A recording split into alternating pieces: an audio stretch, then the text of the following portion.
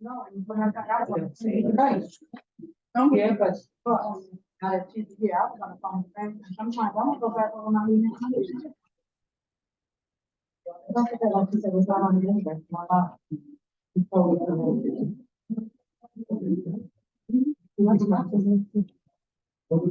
And then I still have questions about. So I guess. I'm not quite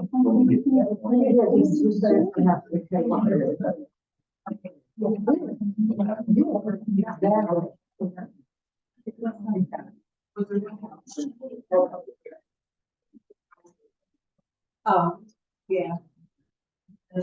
That's all right. Yeah, that's last year. I'm not, I know. Yeah.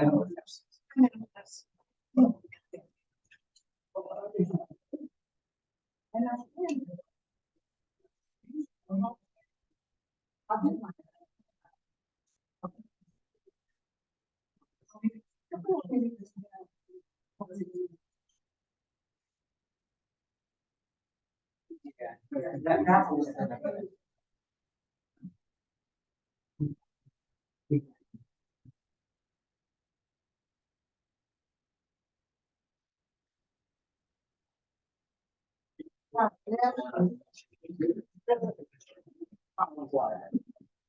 I am going to call the meeting.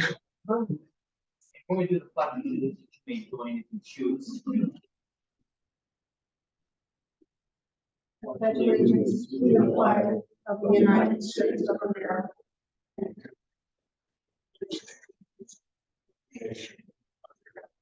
With liberty and justice.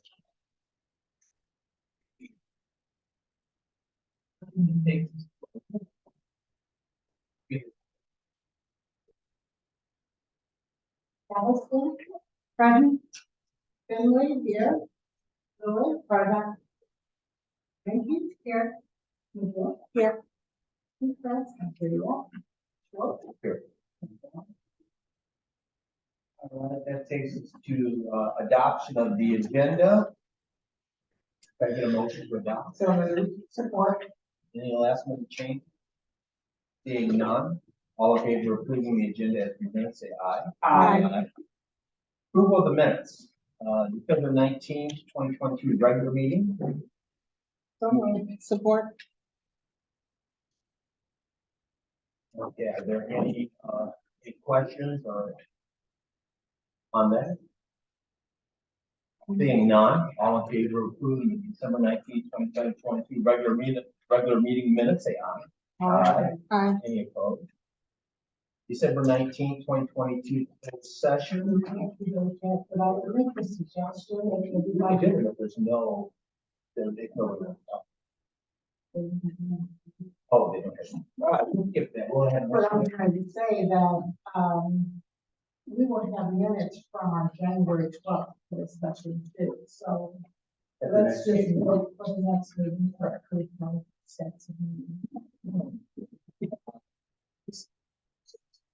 Aisha, you can ask more questions regarding anything on the agenda tonight, or if you have any questions about what's happening in the township in general, feel free to ask.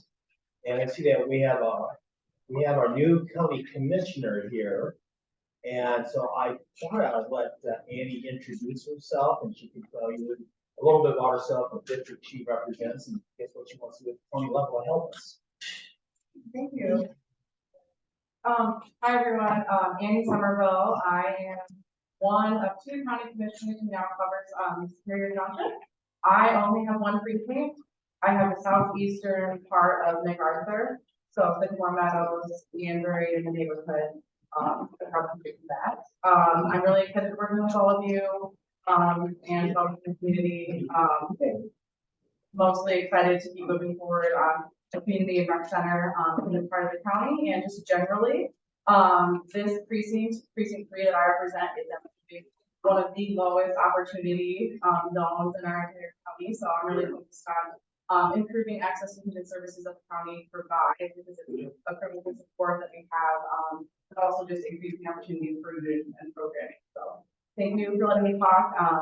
Thank you, Ken, for letting me go ahead of everyone. I'm going to be here for about 45 minutes. I can't say the whole time, but I am going to reach out to each of the members of the board, later this week to set up some time just to meet one-on-one and go over shared goals and see how we can work together. Thank you so much. Annie, what are the hours, or the times and dates and locations for the county meetings? Have they changed? Yes, the first and third Wednesday of every month, we have working session at 5:30, and then we have our regular meeting at 7. I was elected to be chair of working session, so I have a special opportunity to bring forward specific agenda items, whether they're focusing on the eastern part of the county or just more generally on human services and housing needs. Those are some of the things that I'm focused on. So I will keep everybody in the loop with monthly updates on just different agenda items for our working sessions. In control of for the next 2 years, and I'll be very interested to hear from members of the board and from the community on issues that they'd like to see the board take up during this. So if any member of the board has an idea for working session, contact me. Yes, and I apologize, I don't have business cards yet. I've only been commissioner since January 4th, so as soon as I have those things, I will drop them off so that you will have them. But I'm going to follow up from my county email with all of you this week, just so you have my email address, telephone, this information generally and how to get it. Thank you, Annie. Any other citizen have any comments, have any questions for the board? Now the time to raise your hand. Yes, Jan. My name is Jen Pierce. I live on Ann's Way in Superior Township. And I want to say that I fully support the proposal for a community farm. I believe that using federal American Rescue Plan dollars to fund this proposal is a great example of investing long-term in our community and in the people who live in our community, especially those of us who live in the southeast part of the township. Thank you, Jan. Anybody else? Sir, can you tell us your name and where you live? My name is Scott Nelson, and I live in Whitmore Lake, Michigan. I'm a lifelong resident of the Ann Arbor area, born and raised. I am a 30-year member of the Rotary Club of Ann Arbor North, which currently meets up here in Dixboro at the Methodist Church. And I came here to speak up in support of T.C. Collins' farm garden project. Specifically, our interest is that about 1 year ago, inspired by TC's programming to educate children in the food agriculture arena, and also in support of environmental sustainability and food security, TC requested that we fund the purchase of a farm bot, which is a robotic farming system. Its dimensions are 18 by 9 feet, and it's envisioned to be attractive to children of all ages to learn farming in the robotic area. And so we purchased that item for TC to be sited at a different site last year. Due to supply chain issues, the item didn't arrive in time to install it at the particular site. And then there became some problems with that particular site. And now what we would like to see is that potentially the farm bot be sited here at the proposed site here in Superior Township. And so we're very much in favor of the TC's project in this regard. Thank you. Is there anybody else who'd like to make a comment to the board or ask any questions? Now's the time. Okay, I have one question. About 5 years ago, the county funded a community garden for Whitmore Lake. I don't know if it ever got off the ground, or if it did. Specifically, I don't have specific knowledge of that. Oh, yeah, good question. Yeah, I would think you remember him. Yes, I know that name. Yeah, he really pushed for it. Yeah. The urban committee did give some money. Yeah. Thank you. Anyone else? Seeing none, we'll move on to our presentation. Oh, wait, Lynette would like to make a comment. No, I want to do citizen participation. I think the comments that I need to read regarding the gardens would be more appropriate under citizen participation instead of communications before you do your presentation. So I have a host of them, so be patient with me because I promise people that I will read their comments. And I receive all these emails and then you just gave me about 7 or 8. So one from Diana Johnson. I'm interested in the community garden. I think it would be an asset to the community. Carol York. I am interested in seeing the community gardens in Superior Township. Thank you. There's no name really associated with this one, but it says I'm in favor and interested in the community gardens for Superior Township. It is so great to have a garden, farmers market, and education capacities in that township. Monique Davison. I am in support of a community garden in Superior.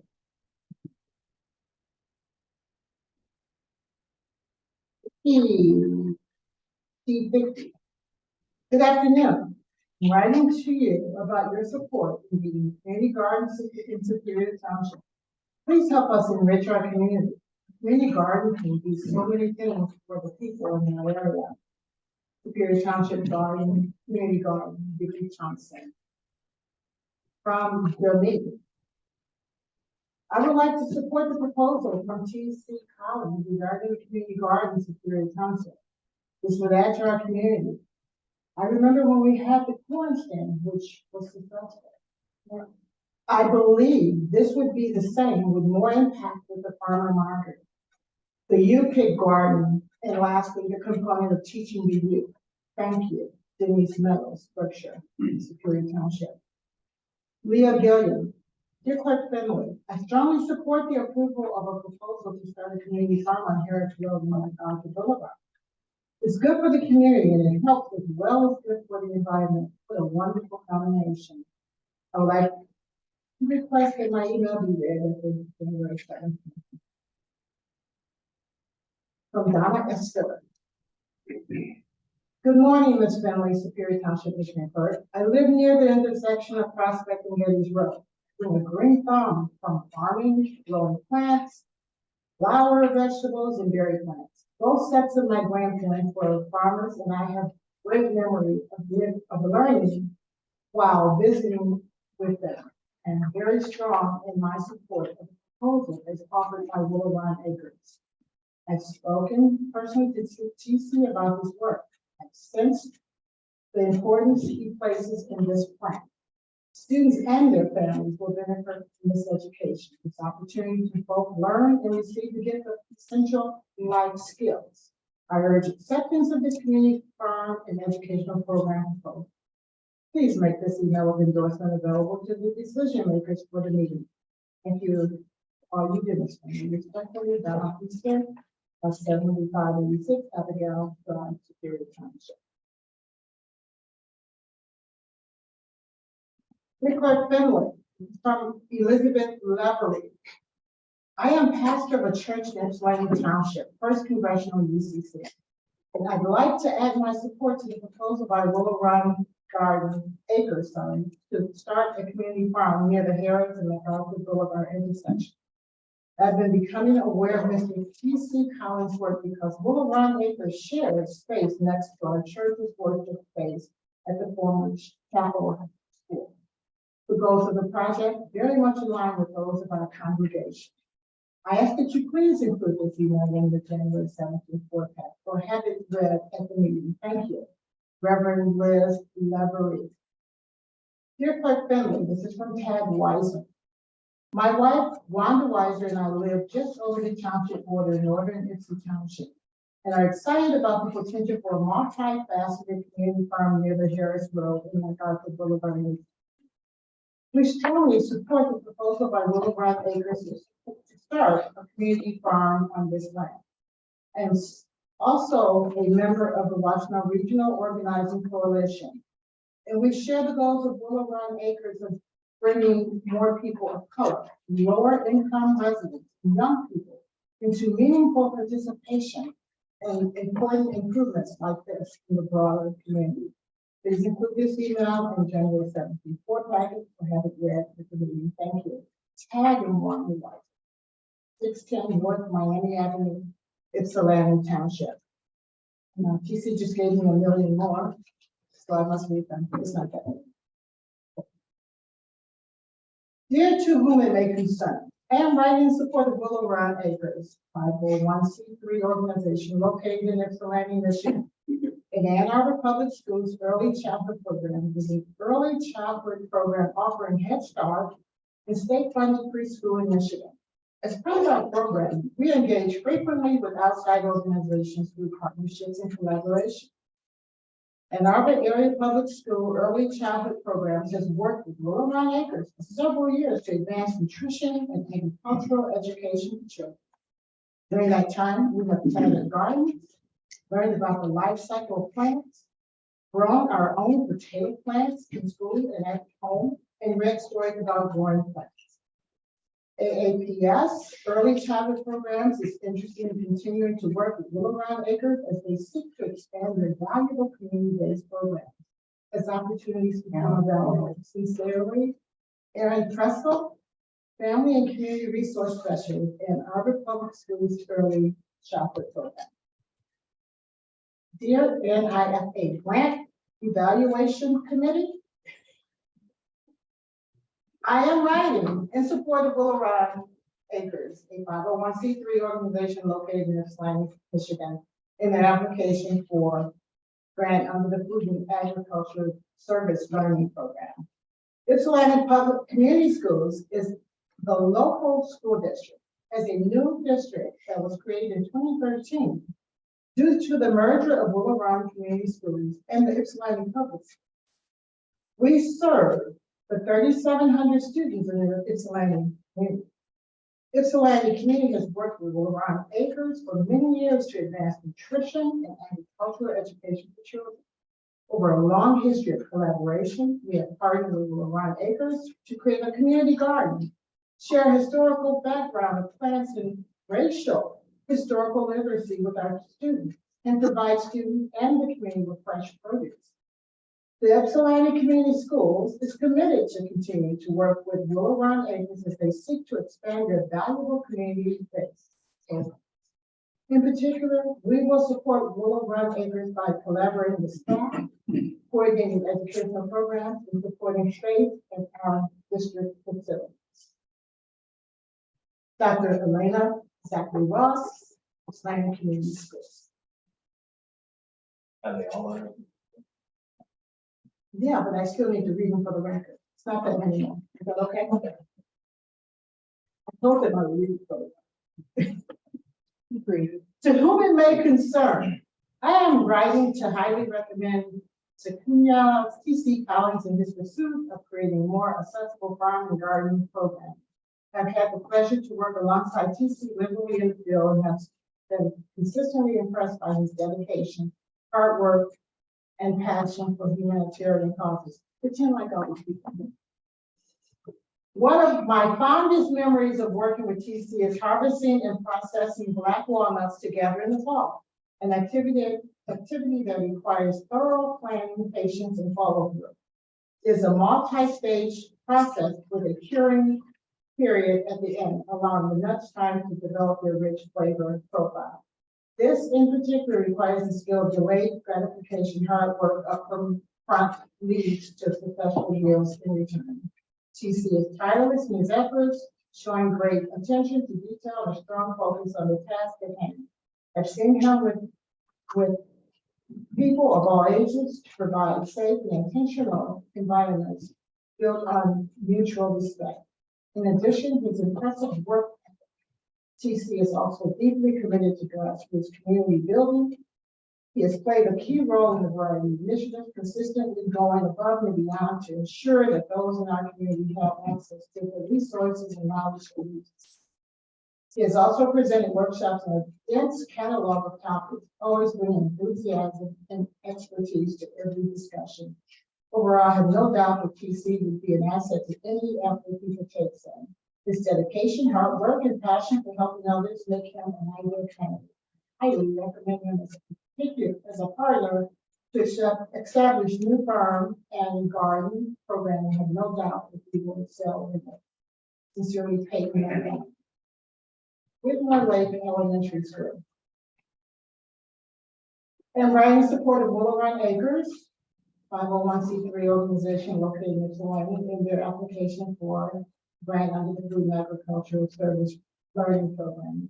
Sometimes I'm not going to read all this because it's not directly to the township, but it's also in support of the mission.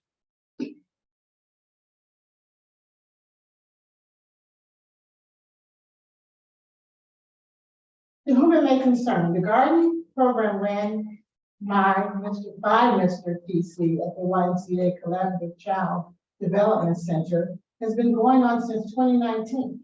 It has been a blessing to both staff and the children at the center. This is from the Youth Development for Healthy Living for Social Responsibility, YMCA.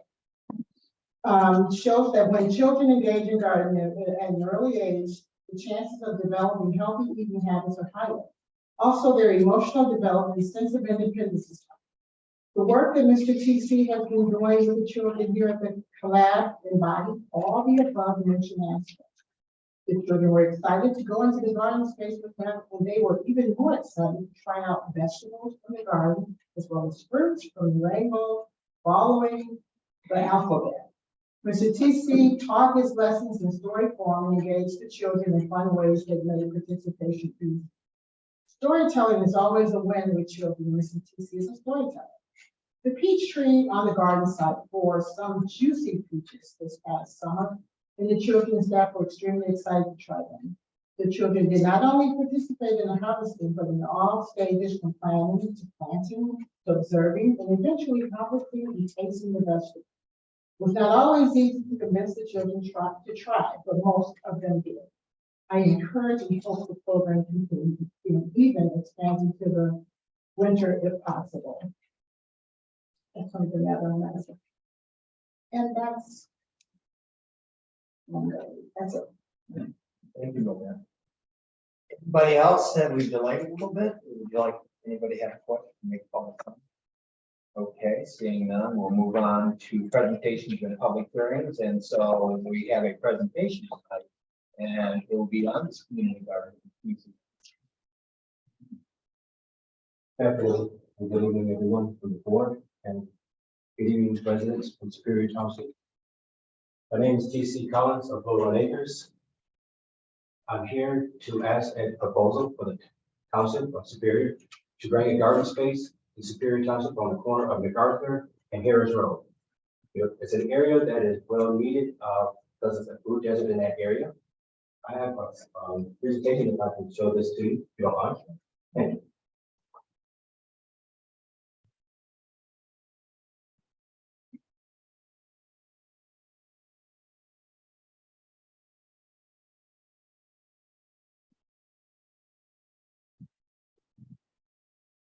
So,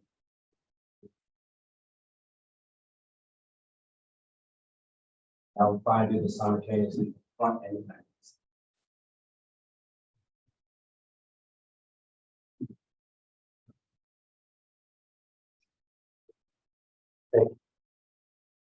The area here, MacArthur and Superior Township, it consists of 3 different blocks. The 3 different blocks at the top is a 1 acre parcel that we would like to clear and use that specifically for one of 3 things. We would like to make a community garden space for the residents of Superior Township, part of Dixie Township, and northeast. There'd be some residents who can't, that will be able to use this space for garden space. It's very important that they will have access to fresh fruit and vegetables.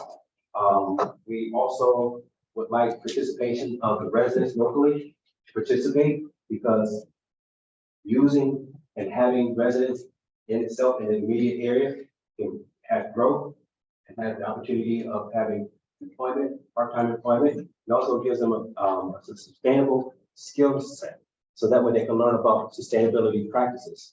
Sustainability for us is very important because My son has a seed bank where he harvests seeds and he saves seeds and he shares seeds for his kids, peers of his own age level. The area that down at the second section, right here, it is a little U shape where there's a driveway in, goes in and out past the little bridge area. We would like to use this area specifically for farmers to have a farmer's market in that area. So that way, local residents can sell their produce, give back to the community. And also it brings income for both the residents and it brings local income for both local farmers. Right here is one of the most important things, and I apologize if you cannot see that. I wrote down grocery stores on the north side of Ypsilanti. Will run. What we have here, we have Kroger's, which is 2.1 miles as far from Sycamore Meadows. We also have Shoppers Marketplace, which is 1.3 miles. We have the dollar store. The reason why I put the dollar store there, because I'm a low income resident. At the time when I was younger, we always had a few dollars or a few change to go to the local store. We never bought produce. We bought potato chips, we bought candy. So that's why I put the dollar store in here, because by myself, I'm a low income resident. Seeing the peers in my community, that's the first thing that they go to a local art store or to the dollar store, and they will use their SNAP benefits in that environment. There's nothing wrong with it, but we have to make good choices. Us as parents have to leave the kids in a good, wholesome environment. Myers, 9.7 miles away. Reason why I pick these stores here, because like I said, there is a food desert. Community farmers market. A farmers market is where, and I'm not taking it away from Coleman's Farm Market, he has an excellent place of growing and selling produce. But the kind of farmers market that I'm trying to provide for the community locally is something that can be an artisan garden space, an artisan farmers market. So that way we can grow new things, grow new choices. Community garden education. Villa Run Acres provide garden education for both young and older alike, which is very important. I was taught about gardening and farming from my two great-grandfathers. They were slaves. My two great-grandmothers, they were slaves.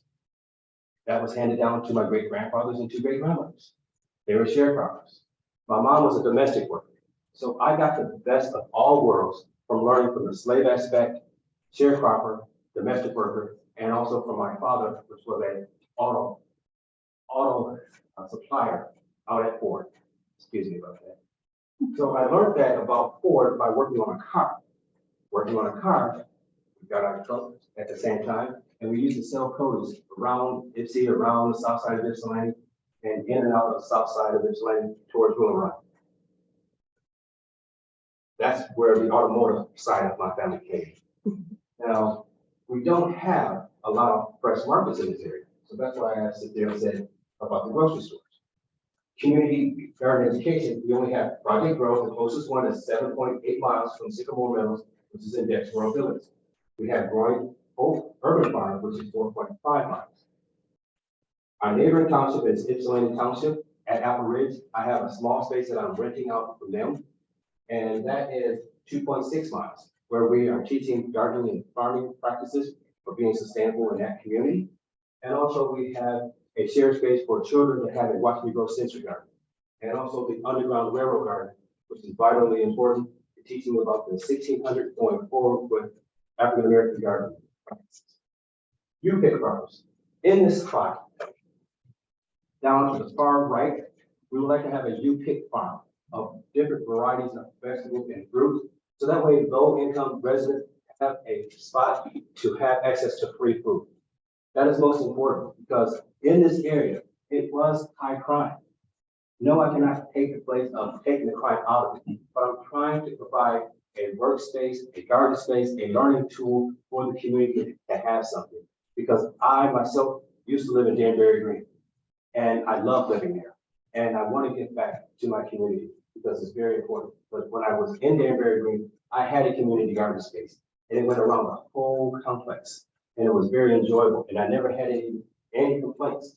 The children out there had a place where they can grow their own vegetables and fruit, and they took ownership of it. Because if you let somebody grow something and show them how to grow it, they're gonna own it.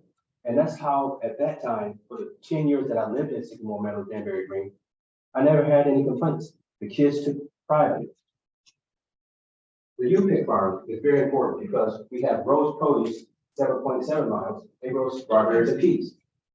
We have Slow Farms, which is 15.0 miles, and they grow tomatoes and heirloom vegetables.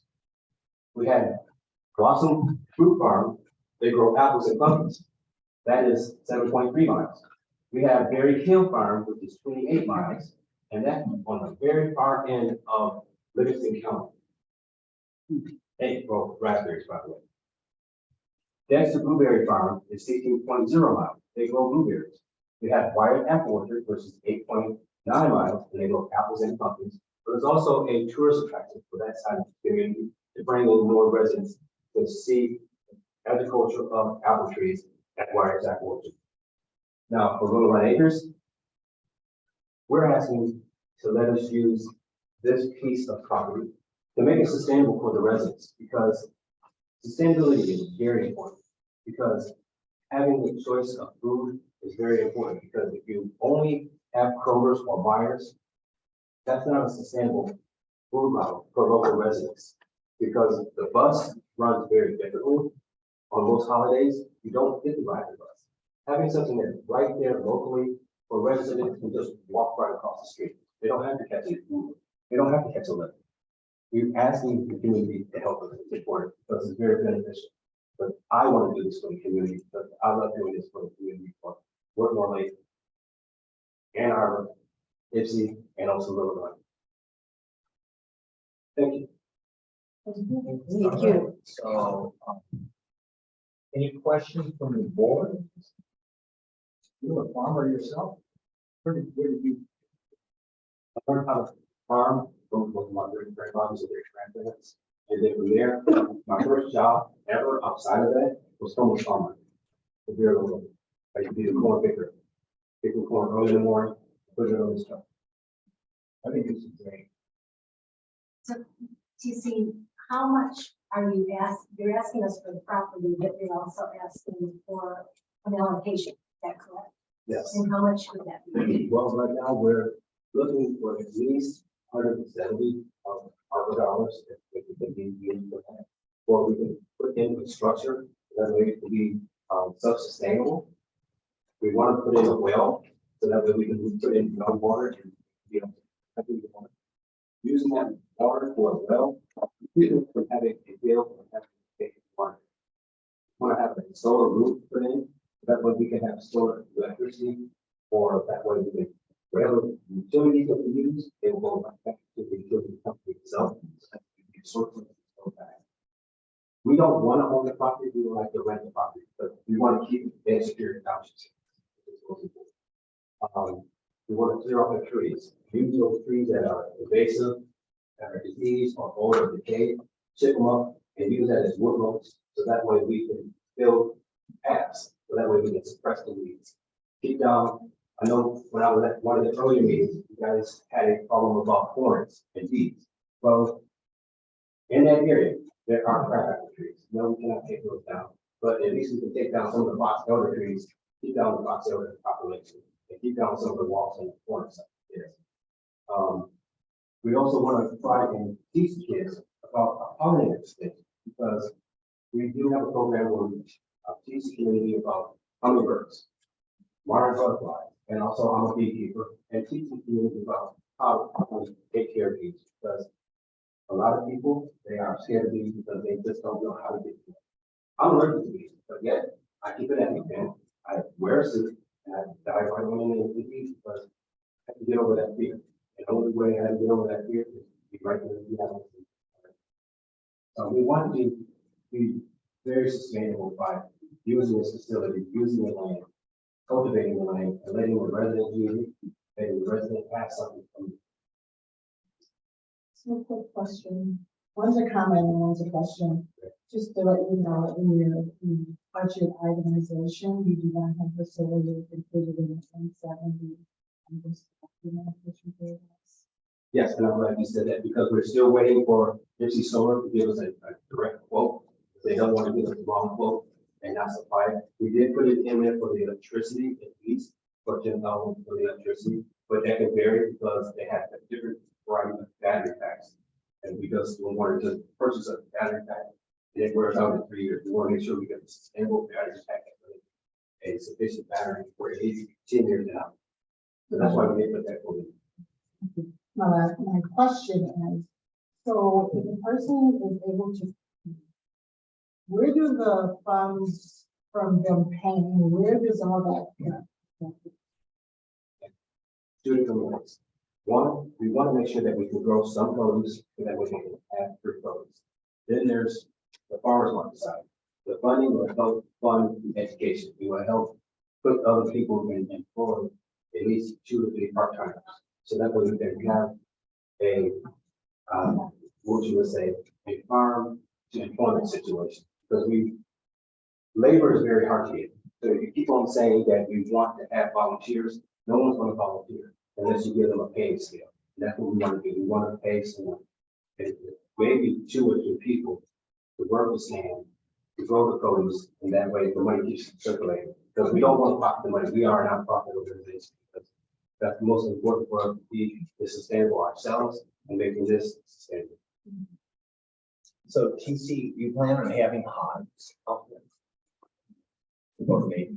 Yes, we would like to have hives, but first we want to try and build everything else first, and then come to the board and say, hey, we would like to have a couple of hives in the back far end, away from kids, away from residents, put a fence around it, so that way it won't be a lot of Chickens? No. No chickens, no animals. I'm glad you asked that. One thing that we would like to, if possible, is to see what we can do and see what we can do with growing produce. Having animals is not sustainable for us because that takes up money. And produce is easier to get seeds compared to you got livestock. Then you got to deal with health and diseases. You got to deal with anything out of the blue. So bees is more manageable at a far corner, but having animals, not right now. If that do come up, I don't see it until like 5 or 6 years down the road. But for right now, we just want to grow produce and vegetables and teach them education before possible. Does anybody else have any questions? Steve? No question? No, I just had a very good presentation, I'm sorry. Rhonda or Nancy? No, I don't. Not at this time.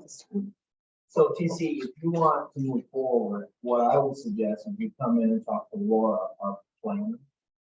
Because generally this requires a minor site, which might mean that you have to make an appearance at the planning commission. So they can waive a lot of the rules on that. You draw things to scale, you don't have to be an engineer, you don't have an architect. But when you're building a structure and you're putting up fencing, they want to make sure that it's ready. So I would suggest that you make, you call Laura, you sit down and go over the ordinances and see what you can work out as far as coming to the planning commission and having at least a courtesy, I think they meet next week. And you can at least have like a courtesy presentation like this and see where the planning commission would go on it. I don't see any reason why they should be on it, but I think that they might have some interest in like where you're citing, getting into setback issues, if you're going to be putting up a fence around the whole property. There's some issues with having fences in front yards. It's not really zoned for this, but it's zoned commercial. You can kind of pick up this as a commercial enterprise to some degree. So I don't think it'll be a zoning issue at all. But I think that a minor site is probably going to be, and it's something that you probably work on with that. The other thing is, I'm not sure that I'll check it out. The property on the north of the little creek there, that 1 acre. I don't think that's our problem. I think that's show steps. No, there's one that's this right here. Show steps. Yeah, okay, it's the fence area, and then right beyond the fence area is the library. So we did check on this part. Right here, this middle section, all that is Washington County. Yeah, that's Drain Commission. Yeah, that's all Washington County. So the one thing I don't think you had that in your budget, which you probably, and I talked to Juan about this, is getting some idea of what it's gonna cost to rub the land, to remove, I'm like totally in favor of getting rid of it. It's on Brush there. it. It is on Sir, clearing the land. Clear the land, 5,000. All right, I don't think, we cleared a little less than an acre, and they had already mobilized for it, it cost us about 21,000. I mean, it's really, it gets expensive, and then it's not, it ain't no big trees, but, I think we should set up with Laura, and we get like a plan together, how to move it forward expeditiously. If the board then is interested in funding it, we can at least get the planning commission to sign off on it, and then we can work directly with you and make the appropriation if that's what you want. I support this. I really do. I met you in person. I think I think one of the big issues will be replacement infrastructure. Where do they want this? Because ultimately, as a board member, I won't be here. Now, I'll be alive. Is that we don't do something now that would prejudice the township from using the property 10, 15, 20. So, I wouldn't want to put a lot of money into a pole barn only to find out it interferes with the plan in the future. We might be able to get away in a corner or something where it's accessible, but also it's agreeable to you, it's agreeable to the planning commission. And there will be some issues, I think, about the appearance also, because it's a pole barn in a neighborhood. We have really never allowed, but so, appearance will be, I think, one consideration. So I don't think it's insurmountable. I think you'll want to take it in step by step fashion. You'd like to be, I don't know if you'll be able to get a product this year. I know, and Gary is here, and we've got some early guys. I believe that acre where we said the pole barn has a lot of stone and things that might have to be removed with an excavator to start. Like right here. The whole thing might, I mean, a lot of it. So that might be worth about doing some conference. Go down and see it. Because the property was used for a long time. I know that we had put 25 yards of stone out there at one time. And that, if we want to use that land, I think we need to investigate whether it's suitable without putting some money into it to improve use. So if you want to make an appointment with Laura, I think we can get her going. Make it that'd be great. We'll get you out step-by-step procedure on how to go forward. We'll get you back to the board here in a little bit, and then board can make a determination what they want to do with this. I don't think anybody's opposed. I think you have some support here. I think the devil will be in the details. And then working with the park commission, working with our attorneys, going to draft lease, that would be handled by them. And so if you want to make an appointment for, I'll tell her tomorrow that TC's going to make an appointment. And if any of the trustees want to come and sit on that, let me know. We'll call you. Thank you. And what's more important is that I want to have good communication. I want to make sure that, what I'm doing for the community, I want to bring it to you. I want to bring it to the community, because if we don't have good communication at the very beginning, something is wrong. And I don't want that to happen. TC, we've always bragged that we're an agricultural community. Here's our chance to kind of show to what degree we're supported by having some small scale agriculture in an urban area. I think it's Thank you. Thank you, TC. okay.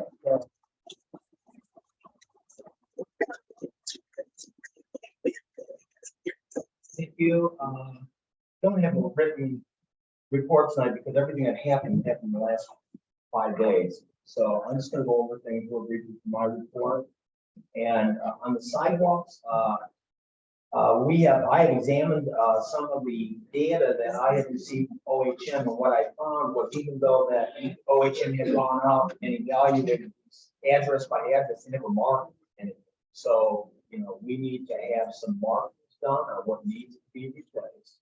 And we didn't do the whole township either. We only did the Getty. So I think we might have to get some sort of agreement with OHM to go out and how much it's going to cost to mark. But that was an ask because it was the GPS market. That was an ask.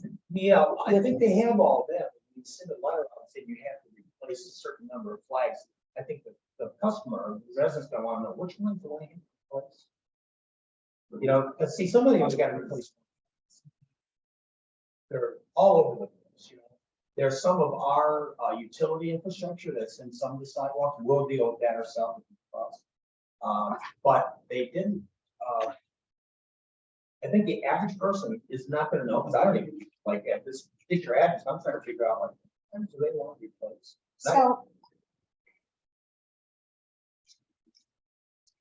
So this is not the first time that OHM has done an assessment of sidewalks for the township.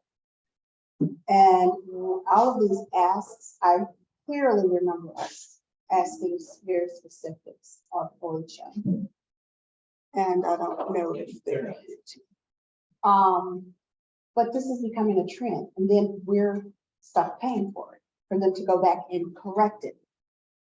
My confidence in OHM is waning, especially with some of the most recent things. Do we have the ability to do this with a different engineer? Somebody that can go out there and just get this thing right. Well, I don't know if we ever asked them to market. They do have GPS for everybody, but that's like, you know, central contractor, the central contractor like they have, I don't know about, he would be able to read the GPS and know what he's talking about. But the average resident who gets a lot of it, they have to replace 5 flags. We need to tell which spot. No, we can't just say. No, I agree. GPS coordinates. No, I agree with you wholeheartedly that we have to be able to tell the residents the right thing, but we also have to have an expectation of the engineering company too. We maybe don't even need an engineering company for this. We might be able to get a contract. Cement contract. And do the markings for us.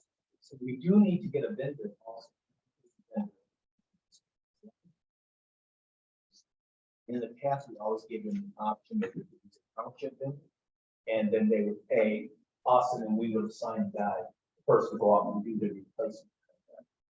So we're looking to try to get this out by March. We give everybody to like October 1st to get things fixed. That would be great. And then, but it's gonna go forward. But we have the one area that we concern that I have is Gettys Ridge.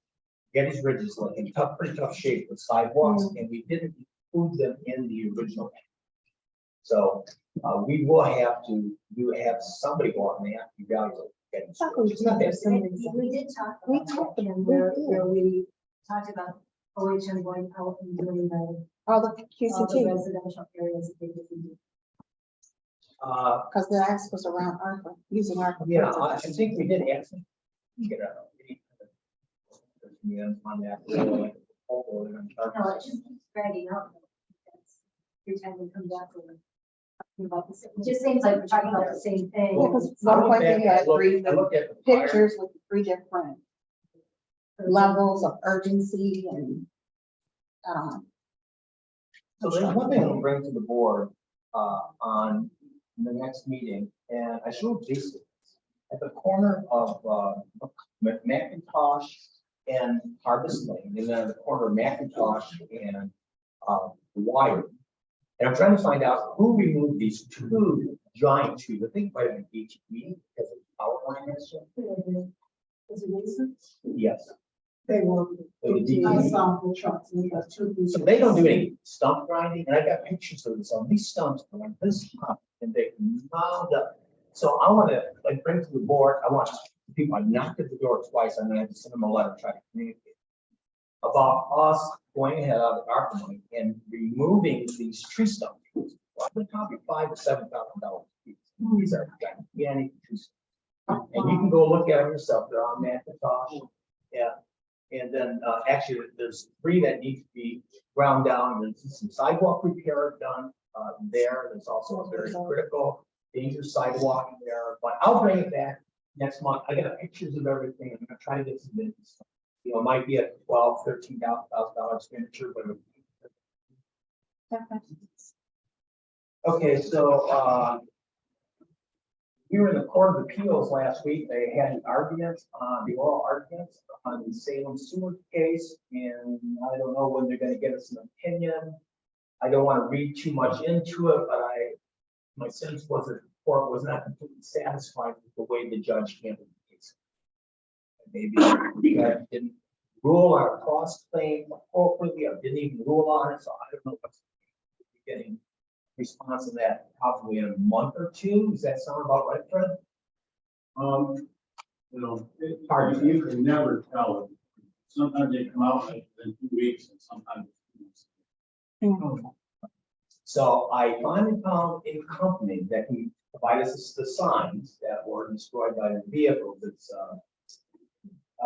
Signs and More, and we met with them, and they're gonna give me bids on the signs to replace the signs as closely as they can to the original, because some of that cultural stone, they may not be able to lay their hands on. And I told them I wouldn't worry about that, as long as it's kind of pretty, you know, it looks great. So I think I'll have that back for Now, Tim, who met with them? me and Sid. And so we met with the gentleman and took him to the two sites and told him what we're looking for. Probably spent like 15, 20 minutes with him. And then he went back to do some digging, to find out the orders or what. So should have a bid on that. But I contacted everyone that had sent me. Two of them didn't return phone calls. One of them didn't didn't respond to an email, and the other two were actually manufacturers. They manufactured stuff. So it's really tough. One bid for both sides. We're gonna try to get other bids, at least another bid. Well, you know, it's not really. Comparison. That's taking a year to get one bid. The guy said, you know, That's been an ongoing issue, trying to find somebody. So like, we got an outstanding claim with the insurance company, so, you know, I get the bids and I'll send it to the insurance company, they said, we'll pay, then I'll bid on it. It's the insurance company. Last week, I don't know who else, but Lynette and I, we met with the YMCA focus group over at the township regarding the recreation center. And there was county commissioners maybe at the end. And you can tell the county commissioners are very much behind this. And, you know, I don't think we're gonna have any issues getting the county commissioners on board. They're already on board. A lot of it is that it's gonna be a very colossal project, $25 to $30 million to build this. And they are looking for help on it too. And so there was a really, that meeting they had sort of a, what do you call that? Sort of facilitator. Not too many citizens showed up, but there was a church people. Wasn't supposed to be citizens. It was specifically invited people. Okay. The community, focus was the next day. We had a meeting. So you want to add? No, we did fine. We just did this guy who's from Grow. And that's where the YMCA is working with this marketing firm. We just asked a variety of questions, such as what do you call the area you live in, describe the community. It was about 20 plus around that table. And it was quite interesting the way he was able to gather the information he needed to complete his work. For example, YMCA to you, what do you say? What does that mean to you? It was really quite interesting. We asked about 6 questions and went around. It was fun. Yes.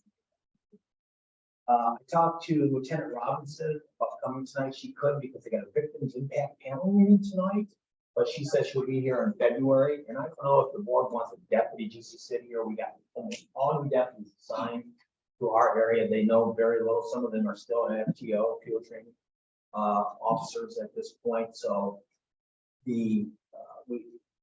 I think that Katrina, the lieutenant, would be the one that would be most useful. She knows the area the best. I went to previously, and she said she would want to do it. And She said, I'll send the deputy. We got a lot of new deputies. Young men. what do you want them to do specifically? Well, I think that maybe they could go, I don't, you know, I think if she comes, we're probably gonna focus on some of the trends that are happening. Remember, we just appointed last month, we appointed a community, neighborhood watch coordinator to see where that's going. What are some of the trends? I think there's a lot of positive trends happening in the township when it comes to crime. You know, in the runs, now there's a lot of fire runs because of medical, a lot of medical stuff. But I think the police runs, you know, there hasn't been a lot of what I consider major crime. There's a lot of nuisance, trespassing, hanging out, partying. We can ask her that kind of question. And then I talked to a couple of appraisers of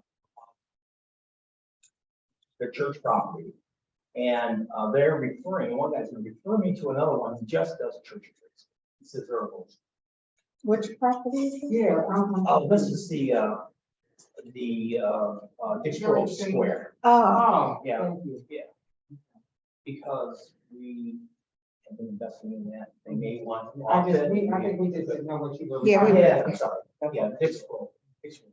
that's why those written reports go so far. And then you said, was Bidwell. All this. Was he going, did you say in the last, one of the last reports that you were going to do? I haven't heard that. But Paul, I think, Fred knows Paul, I believe. We do. Yeah. Very good appraiser. He's out of, I don't. He's out of, Townsend. Yeah. So hopefully we'll get that rounded up and have somebody giving us bids.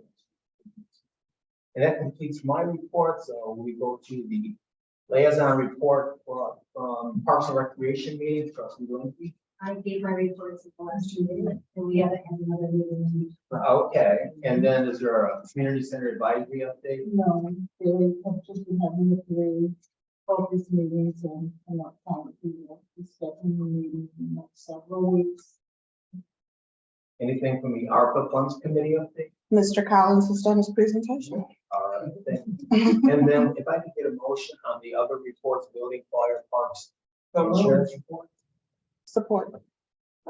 Any questions? You asked what the sheriff or what Katrina could do for us. There are questions that we sometimes send about the reports. And I specifically would like information about the out of area time that the sheriff and the fire do. If you look at the year to date, their out of area time was 19,202 compared to in area 11,370. So we're really out of the area much more than they are in the area from their own reports. I just like, Yeah. You know, we get an explanation on that and how they balance it off. And that's a good question for so you get any reverse. reimbursement. We have all the Sheriff's. Sure. There is reimbursement, it doesn't come directly. They give you extra hours, they bank your hours, and then they use your bank hours for overtime. You can extend the project. It would just be good to look at overtime. It's the sheriffs and fire. Yeah. Can I go back to Ronda's report also? If I'm correct, we did with the comment after what we do with community gardens. That we wanted, if they wanted the rest of the remaining funds to go towards our commitment for. Oh, yes. Thank you, Lynette. Yeah. I appreciate that. I was just thinking, no, I didn't have any new ARPA stuff this month. Other than, one of the things that we've been talking about is we've had several proposals that have come in that we have funded. I believe that we have reached the point that we funded all of the critical areas, or we are in process of funding all the critical areas that we wanted to focus on to fill the gap between now and the time at which we have a community center YMCA project. So I wanted to move before the board that we close off accepting future proposals and take the remaining balance, because we're going to have to come up with about $2 million plus, and who knows how much more. And we put that money specifically dedicated to the balance of what we're going to have to add to for our commitment for the community center. So, Rhonda, in your mind, you're thinking that there'll be a large appropriation of the ARPA money that would go for the community center. The remaining balance minus, I know we have a couple small Right. iterations of projects, yeah. things that we need to get done. So one of the things I talked to Greg Bill about was how we can finance it. It's very possible if they go out and do any bonding on it, we could take a percentage of the bond and pay back over time Mhm. to their bond. We did that. Yeah. Okay. So we did a 70-30 split with Yucca on an interceptor bond. So it might be something we could do with the county back, borrow some money, and we pledge the next month, and every year we have to give 100,000 Okay. or whatever. Yeah, There's I ways think we to- just need to be paying attention to the ARPA balance. And Yeah, I agree. where we're going, because we don't know what could potentially come up. So glad to know there's other options too. Anything else? No, thank you. Okay, so that takes us to, did we vote on departmental report? Yeah. I do. We No, did? no. No vote yet. Got a motion. Yeah, with motion. Okay, all in favor of receiving the reports that submit, say aye. Aye. We go to communications, next communication from Brenda Baker on the committee of Superior Township. You can take a look at that. Thank you, Brenda, for giving us that information. Then also Victor Lillich is here tonight. He's moved to a new firm. And Lynette wanted him to come in and just, not that everyone's met, but, on board. Not everybody, but I've met several of them over the years, so I've met Brenda. Anderson. But I'm Victor Lilick, okay, in case you don't know me. Because I don't get here very often, although I have represented the township for at least 25 years. My former partner, John Eder, was the attorney here. I've known Fred for pretty much the same amount of time, 25 years. We've worked cases together over the years. It was just time. I work all by myself. And now I work all by myself. Right? It was time. I was getting older, caseload. It was time to start thinking about trying to transition to something else. So Fred and I started talking about it. That's the move right now.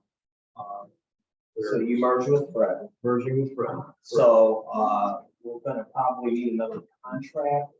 Actually, if I'm correct, the initial letter is letting us know. Yes. Now, you're supposed to get us another letter because you're also requesting an increase, which we do not have at this point. Right. You do not have the next letter that will be sent out by the firm, basically, the contract information. Well, you can get with Fred on that and forward that to us, Victor. Yeah, but Victor has done all of our kind of major blight work. And was very successful on Harvest Lane with the bandy mirrors, the one house where you actually had to open up probate estate. Oh, that one. Probate. Right. No, Vandenberg. Open up an estate. We had to process the estate for the people that, the deceased people, and then ended up getting the house to Habitat for Humanity, and now it's. Yeah, I don't know what the ultimate result of it was, but I knew it was getting sold, so. It's good. The ultimate result is that we got brand new house. And I do see that the old Johnson house on Harvest being done now. Habitat for Humanity is looking at that. Also, that I don't have the address, but it's the largest house on the entire Harvest Lane block, north side. You want to drive by. They have had dumpsters up there. I know there was a lot. And you're gonna see 3,000 square feet. On Harvest Lane, you can believe it. So I had a question about Brenda's letter. But Brenda you, McCann? no, Brenda, Oh, Brenda. Brenda, Okay. but we moved a little quickly, sorry. All right. Well, I think there's no. I thought we didn't know. I think we're basically done, if you guys can send you and Fred or the firm send us a letter and a new proposed contract. And then Fred, you're here today with your new partner. You want to take a minute to introduce him to the board? Yes, this is Bert Castleberry. Bert, it is my retirement. Bert is the former the chief prosecutor of Lenawee County. He was chief prosecutor, elected chief prosecutor for the last 11 years. And 11 years of dealing with that. So he has come into the firm, actually purchased into the firm, and will give us now with Vic and with Burke. And we have a young lady coming on with us next month also, Angie Borders, who's also a former prosecutor. She'll also be joining the firm. So we're going to be expanding from basically what was a one-man operation to multiple attorneys, and then with also the possibility of adding yet another attorney in hopefully the next year. So the firm is expanding. We will be providing, if I'm not available, you can feel free to call Vic or feel free to call Burke, and they will also assist you. This is not, I'm not leaving, but, because he won't let me. He said he had to stay for at least 5 years, and hopefully I can still get around there. That's the goal. We are very excited about the direction that the firm is taking. We're very excited about the ability to better service clients. And, we've always had the position that we will respond to you as quickly as possible. Not that we try to be very proficient in that, and these two gentlemen are also very dedicated to that proposition. So, you're welcome, as I say, anytime you have any questions or anything, call any one of us and we will respond, and hopefully this will be a very fruitful and beneficial relationship with the township that will continue. That's it. Thank you, Fred. Yeah, and you should understand that I represent another 7, 8 communities in the Washtenaw County and Jackson area, and I'm actually merging my practice with Fred, basically. So, together we'll have, I don't know how many communities we're going to have in our practice, but it's going to be quite. Right, Superior always comes first, right? Pardon me? Superior always comes first? Oh, yeah. Yeah. Superior. All right. Did you have a question Well, for? a comment. Thank you, Victor. Thank you. Actually, Yes. I just want to say that this was really great and doing for getting such facilities. You asked about Superior Day. In your letter. Really, who actually put Superior Day on? Was it? It used to Was be, it Parks and Rec one? Yeah, Parks and Rec, used to do that in conjunction, with, the treasurer's office, yeah. With, so, that is on my agenda to bring that back this year. Great, great. So, Great. It was always successful. yeah, yeah. And people were, well, we had such great weather. I mean, we had this beautiful summer weather last. That's good, that's a good way to mess it up. Yeah. Good way to mess it up. You gotta raise it. Forget something else, when we had, the woman who was doing the Facebook page, you talked about her. yeah. It would be really interesting just to get a report on, how's that going, like, are we getting any hits? I'm sorry. No, it wasn't today, it was, a couple months ago. In November. Yeah. Today was the day where. Oh, that was stuff in my book. But it's so new, though, the data will change a lot, I imagine. Right, right. But good work. Yeah. My question, what is the Superior Sunday? I don't know what you're thinking. Superior Day. Superior Day? No, not the one day, it says something, every fourth Sunday is Superior Sunday. That's something on the Facebook page. I personally know Facebook. That is something that Marjorie, our Facebook person, came up with, and I'm not knowledgeable enough to speak to it. I believe when she posts that, it's something about history within Superior on the Facebook page.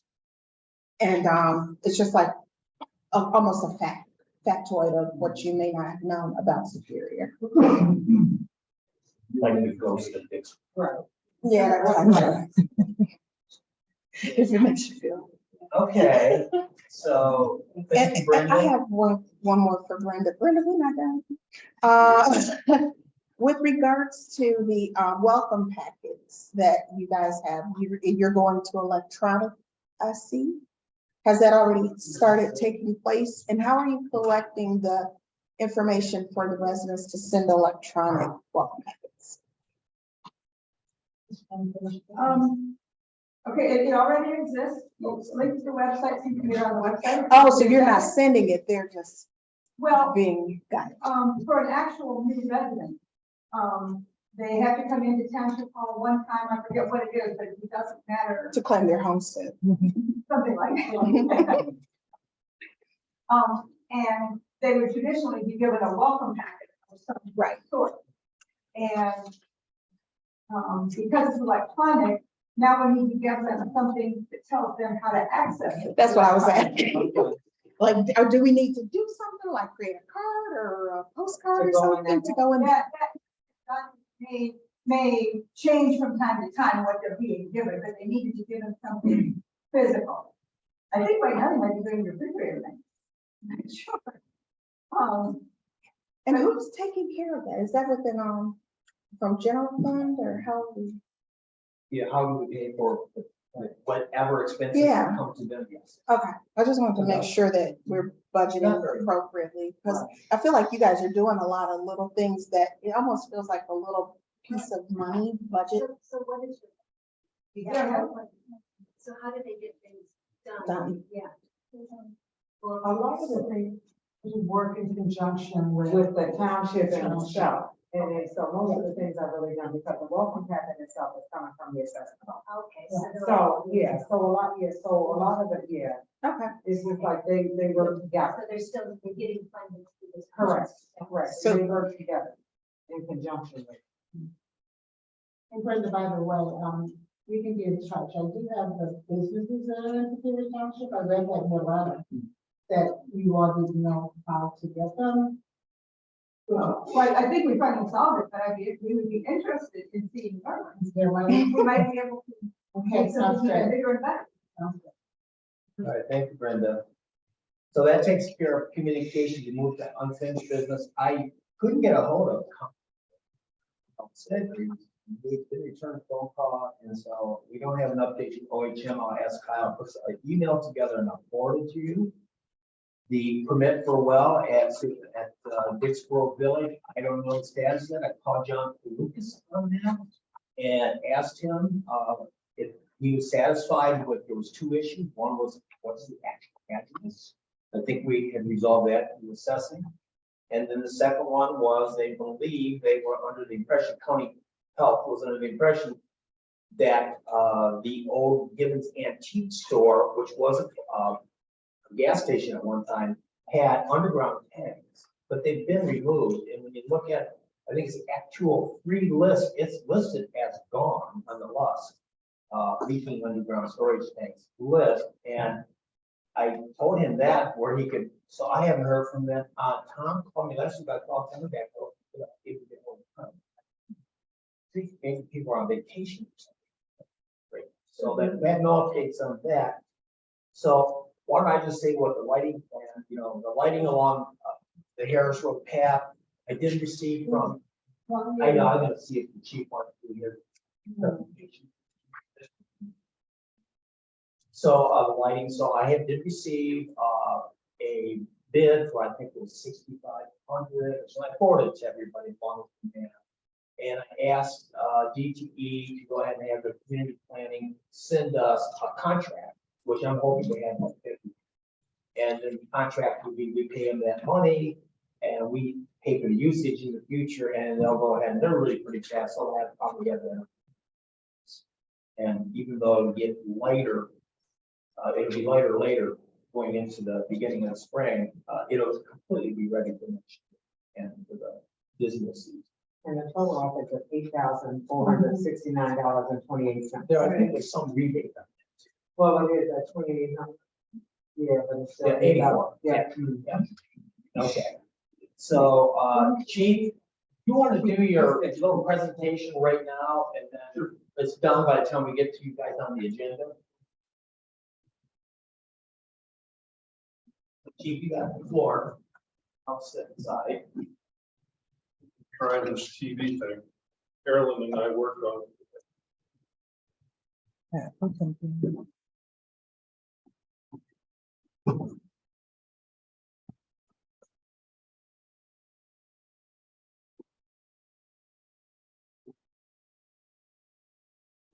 there were two answers to that one.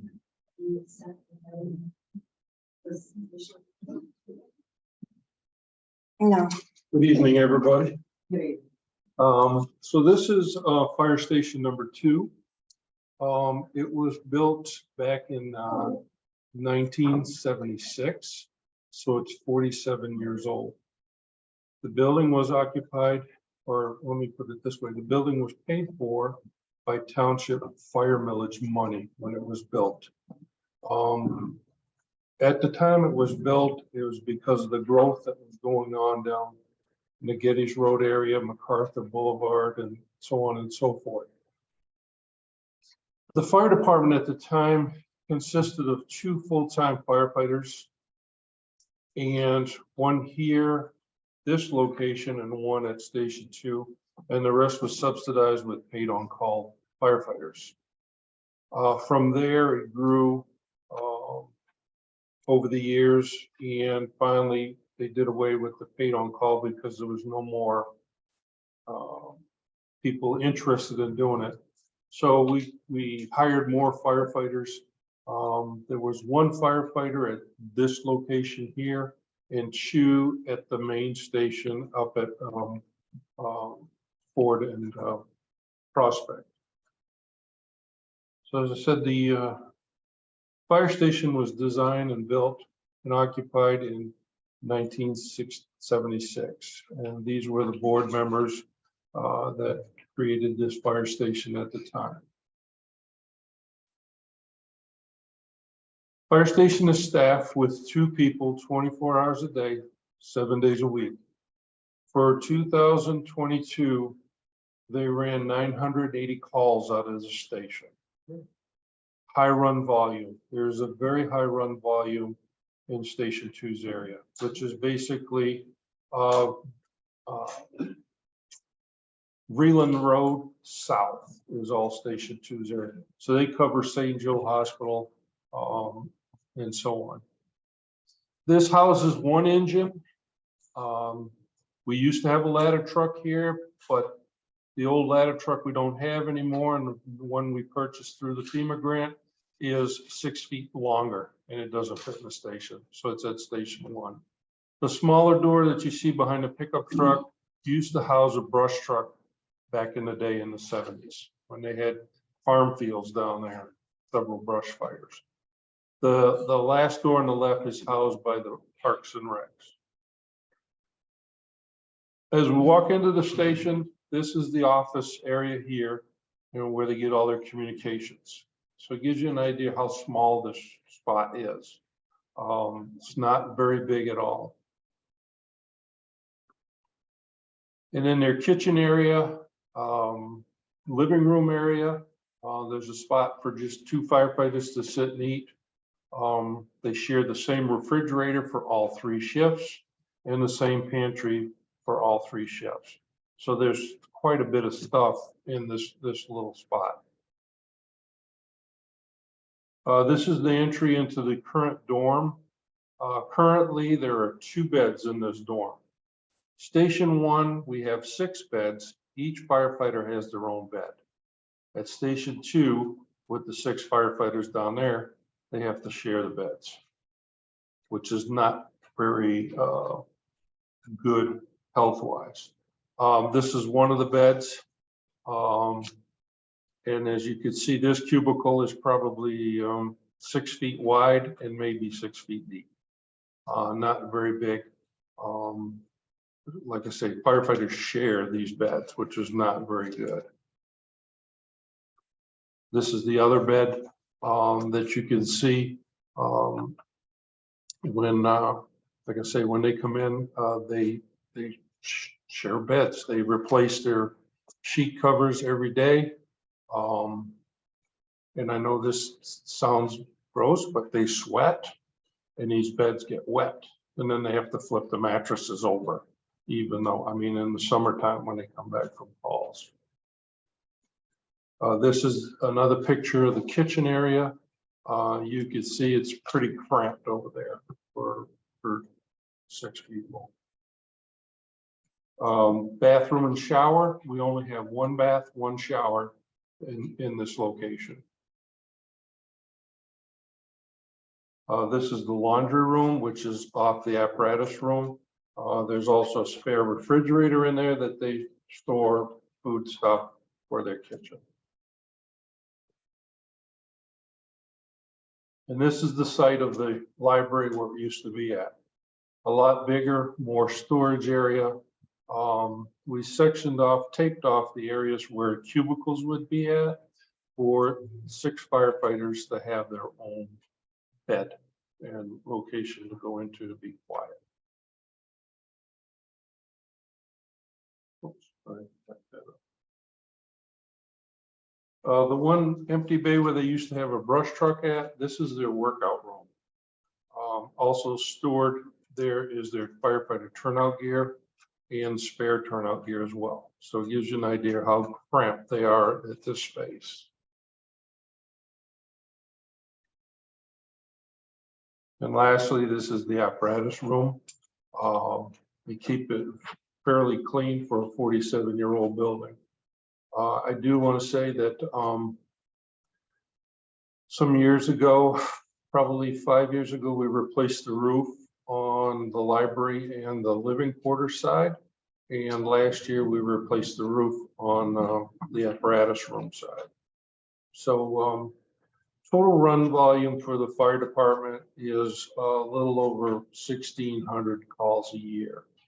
That's called for both EMS and fire.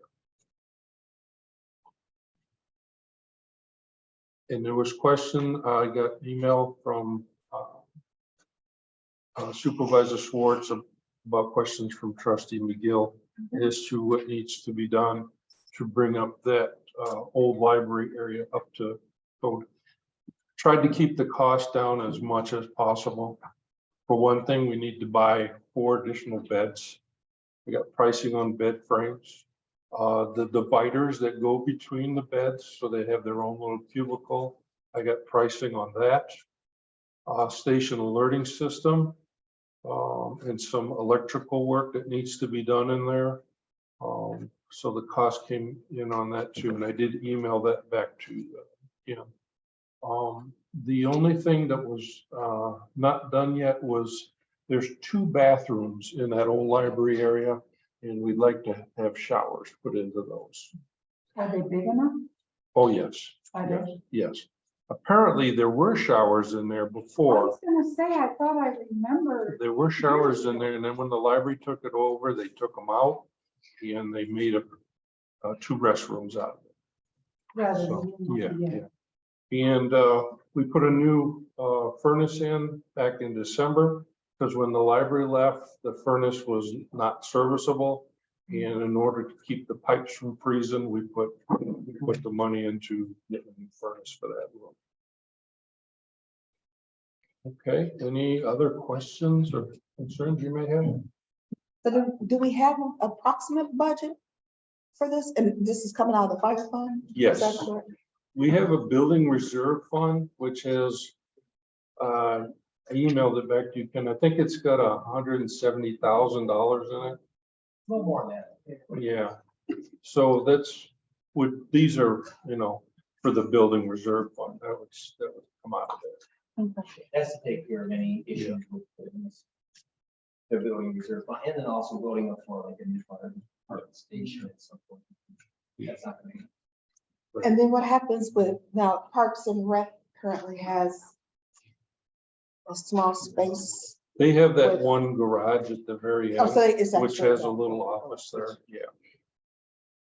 And from what I have heard, they do not have access to indoor restroom facilities. No, they have a portage on outside.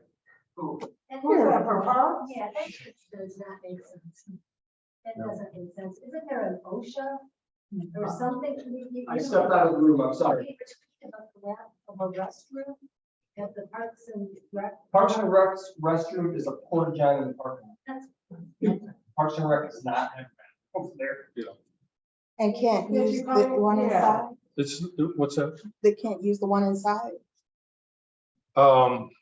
We have not used the one inside because it's in their sleeping quarters. Yeah, I mean, at the library. Oh, well. the library would never let them come in there before. When we That's- transition to that, yes, Ron, transition to that, then there'll be plenty of. Right. But Yeah, it's but they have to be allowed ready. They don't also have to be out. Yeah. Well, it doesn't seem like it would be in this situation. And you're using a porta john. I mean, I can understand. They can't use it. Yeah. I can't understand. No, I'm still trying to understand. not today. No, not today. No. So then with the OSHA requirements, based on the number of residents, you have, so is it 4 firefighters total that are supposed to be? There are 6 assigned to that So station. 6 assigned to the Mhm. station, 2 on shift at a time, Correct. but in the event of a fire, 4 firefighters have to be present. Right, so you got 2 at station So you 1, need 2 1, at station 2, so that's your 4. And Chief, you said there were only 6 firefighters at station 1? There are 6 assigned to station 1 and 6 assigned to station 2. So- I have a total of 12 firefighters. And how many you, the thing we were just looking at. Just Two at a time. So 2 at a Two at a time. time. 3 shifts of 2. That didn't look big enough. for 2 people. Yes. It's not, especially when you get somebody like Jordan's size or my size or Robson. I mean, that- They're big guys, big guys. To add into that, so the biggest issue that we have is obviously not every single call that runs between 8 AM and 9.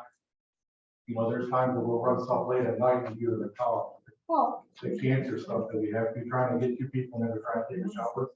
Can occupy your time. Make some issues. Not to say, we might have training on that when just the other 2 guys come up, there's no 4 guys occupying. Or, you know, all the time, there's always 2, but there could be a fluctuation of 2 to 6.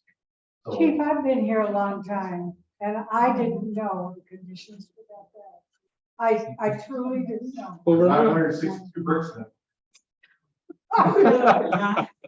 Very easy on. Exactly.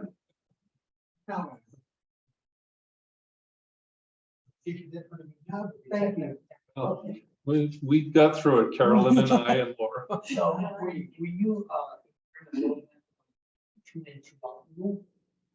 I didn't know if you were headed that way, the OSHA rule, the 2 in, 2 out, what? I think that's where I was kind of going.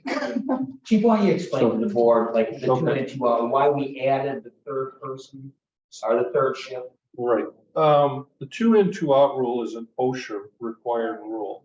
On any emergency scene of a structure fire, there has to be 2 firefighters capable of going in and 2 firefighters outside for backup in case they get hot. And this is a rule. Mhm. They can't initiate any fire unless there's actually somebody live is in danger, then they'll go in. But otherwise, when they're fighting a structure fire, it's 2 in and 2 out.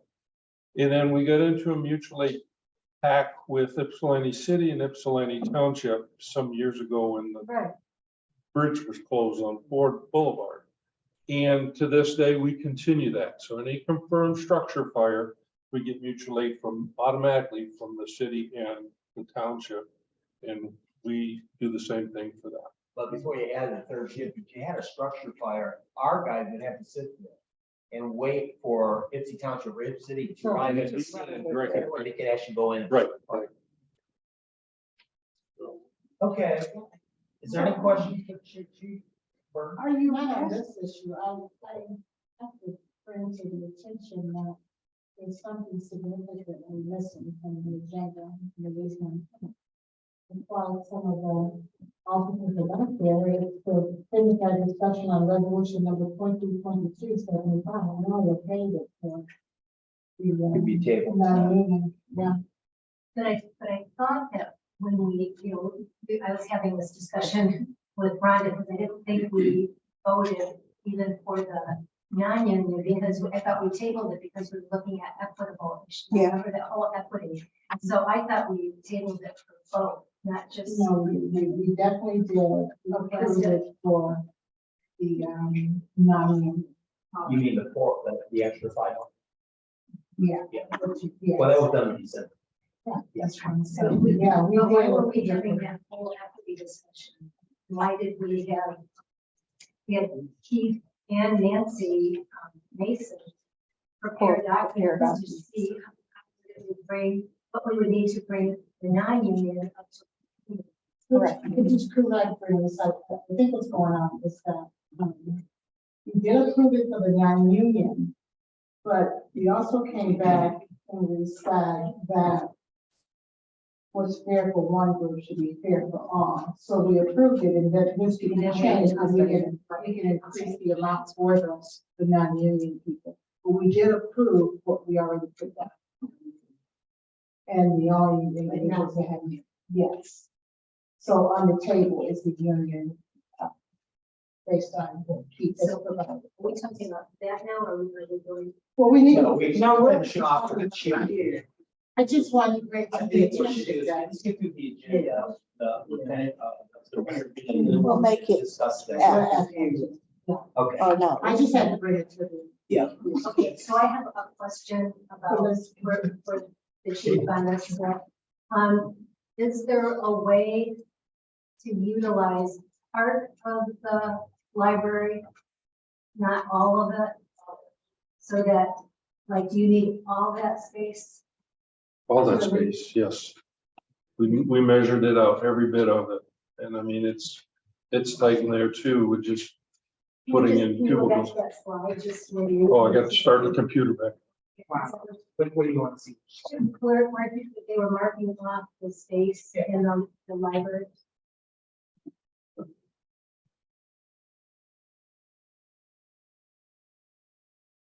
But and another question is there more space in fire station 1 that you could use for bedding, like for people to sleep? Would you it's that you always need 2 people at fire station 2. Always 2 at fire station 2 because of the response times. They couldn't sleep up there. They had to respond. Right. But still, if I if can you're probably gonna help you. respond, you still have to take 2 Well, you from start fire that. station 1. If, 3, 4. if we take the firefighters from station 2 to station 1, station 2 is closed. Okay. That means if there's a fire on MacArthur Boulevard, it's gonna take us from here to there to get there. So there's no option to move our guys. If we move firefighters, we're closing the station. That's the problem. Have we had this building itself looked at by like a potential contractor to look at expansion of the building? Yeah, we did that. Years ago, 6 years ago, they did find a defective beam, which we did replace. A defective steel beam, we did replace it. There was a structural survey of the property. I at one time wanted to add on to this building so that we could park the ladder truck in there, and it came out like fairly expensive. And then it was like, maybe we should invest in a new building. Well, then, everything happened, COVID, and it'd just be so expensive now, building. That's another board that's gonna do that. And Chief, do you have a picture of the Parks and Rec area up here? I know that. Like, how big is that Parks and Rec area that we currently have? There's, one bay that we fit 2 pickup trucks in. Is this what you're talking about? Is that, That's yeah, that's what I'm talking about, that was the old library. I'm wondering also, I wanted to see how they're marking it off for the. Okay, so The routine. this area here are the beds, and there's also beds up against the wall here, which you don't see. These squared out areas are where the lockers are going. Each individual locker for the firefighters, 3 feet by 2 feet. So there'll be 6 of them there. There's also a bed back here that we got some mattresses. We put a bed back there just to see how it fit. This would be storage area. Over here against this wall is the showers. And bathrooms, excuse me, bathrooms. And this tile area is where the front door is that used to come into the library. And then over on this area, over here is the back door. that When you used to say be- used to, so. It's still there. Still. So. And you want to see your Parks and Rec area? Yeah, And will they be able to use more space in the current facility?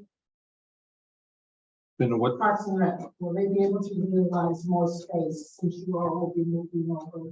no. We're just moving the bedroom. They'll at least be able to use the bathroom, so right?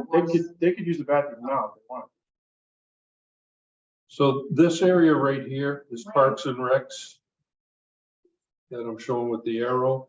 This is their office area, and this is their bay, which goes completely through. There's another garage door on the other side. and why do you use that bay? We do not use that, our bay? Yeah. Yes, we do use our bays.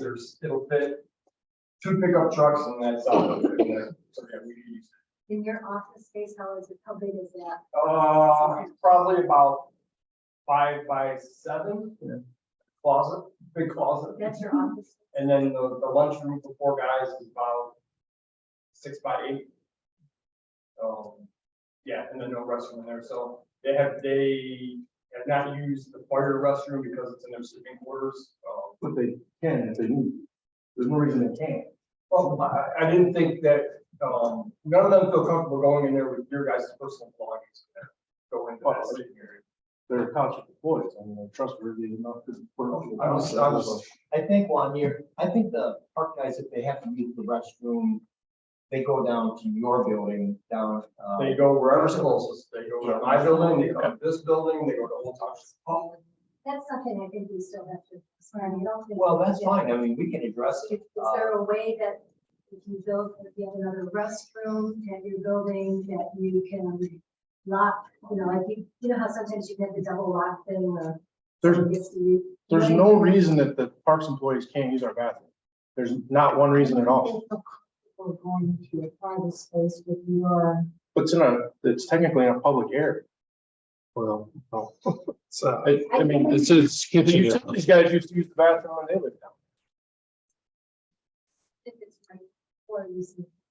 Is there any way that we can expand on what we have? That's what I was asking. I mean, Yeah, to me, like, it's like if you want to training add- 6 big guys. If you want to add a bed in the bay, I don't think that would be a whole big problem except getting the sewer, Yeah, they have no water on getting that the side. sewer back to the main. There's no room in that bay to have a bathroom. No, Like I said, we'd it have will to fit. add another interior Yeah. for a bath. to do that. They have part of the library for bathrooms instead of the parks and. Well, they've never really requested it, I think it should be fire, and they can use it whenever they want to use it, it should. Okay, so this is the board, I'm just saying that we should address it. Is there a way, since the fire department's getting a lot of space, is there a way to take some of that space and just make a bathroom for parks and rec? I don't know, you'd have to take a look So at it. I have a question, maybe this solves it. So that area, which is gonna become the living area downstairs, I'm assuming. It's all. It's all one floor. Okay, the new living area, when we only have to have 2 firefighters on a shift. Can that become the entire fire quarters, sleeping quarters? And then the other smaller area where there is the Shower, current 2 bathroom. beds and a shower and a bath become a Parks and Rec space? No, because we lose our quick kitchen. No, you can still have the kitchen access. Yeah. I'm just saying, can they move their stuff into that space? That way they have Parks and Rec space as well as access to a restroom. And then in the other living area, you'll have 2 restrooms and the bed. It'll be sleep designated, area. one area will be designated for the firefighter, and then the other one will be designated. for park. I think the problem, we're blowing the problem up, there. They can use the restroom in the time they want. Would you have to go from? I would make, just off of my head as a recommendation, possible solution. You got the third bay that's your apparatus bay. Maybe the end 8 or 10 feet of that bay, which there's an entry door right there, could be made into a bathroom. That would be accessible to my guys. But Juan, why do we need to add a bathroom when we're gonna have 2 completely full bathrooms there? They just walk in. It's gonna be three. There were 3. But if they feel uncomfortable, they're just saying they don't want, But see- they appreciate the trust. I'm speaking for you. Yeah, They appreciate the trust, they do, yeah. but they don't want to invade into firefighters' space either because they're coming, you know, in and out. They might be sleeping, they might, whatever, and then they're coming in and out using the restroom. So that problem is solved by, if the personal area will no longer be where the first bathroom is. That personal area is gonna be moved into the library. Right. That'll just be open space for a bed, for like a day room, TV. There's not even that much space there. Well, I that's don't why think we I'm need saying. to add a bathroom. That'd be like $50,000. Everybody's Already bigger. No, but that's what, I think that's what you were saying.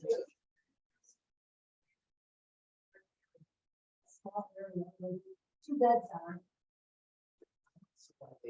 They can just use it anytime they want. Those guys are out on the road. They're out. I think we Oh, should just- Russia. Someone out on the road, they need to use the bathroom, that would be the They can come into that. bathroom that they're Yeah, dedicated to use. or they use it here or wherever they're Right, working. Right. Okay. I don't know how long a porta potty's been up here. Well, you know, I don't ever remember. I didn't being- know. I'm not sure they use it. Yeah, they use it every day and we pay for it every month. Every day. People from the park that use the park come over and. But you have 3 bathrooms now, and, you know, and now all the living stuff is in where the 2 bathrooms are. Now, 1 bathroom can just become usable for parks and just come over. and Just come go over, in, yeah. Go in the bathroom. Yeah, that's Adding a what, bathroom would be So- expensive. and- That would be more convenient, sorry to cut you off, but that would be more convenient, but ultimately, parks still does not have their own bathroom. They're still using somebody else's bathroom. Oh, and you want to take it out of parks budget? It's gonna say that if you have to do that, you have to agree that. So for me, I think that even makes it more unjust, Parks doesn't have one on the stand. that's what we're saying. That's what we're all saying, yeah, that's what We're all saying the same thing. We don't need to deliberate it right now. Yeah, no. They need to have one of that, and it just needs to be. Well, I was the just best way to thinking do that is that. if we could reach the wall from the apparatus room into that bathroom and seal it off or dedicated and would not, and go within the 4 corners. of the So- fire station. Could we make a motion that we support this, provided that Team Recreation has their own dedicated bathroom in that space? We don't have to go through the fire area to get to that. We can look at it. It might be- No, if you're gonna build a door, you're gonna have, somebody has to look at it. Is it feasible? If it's not, they at least know that they do have access to that restroom in the. Well, you remember that they only work part-time in the winter and they're 4 days a week in the summer. They have never come to me and said it was a real problem. I think they,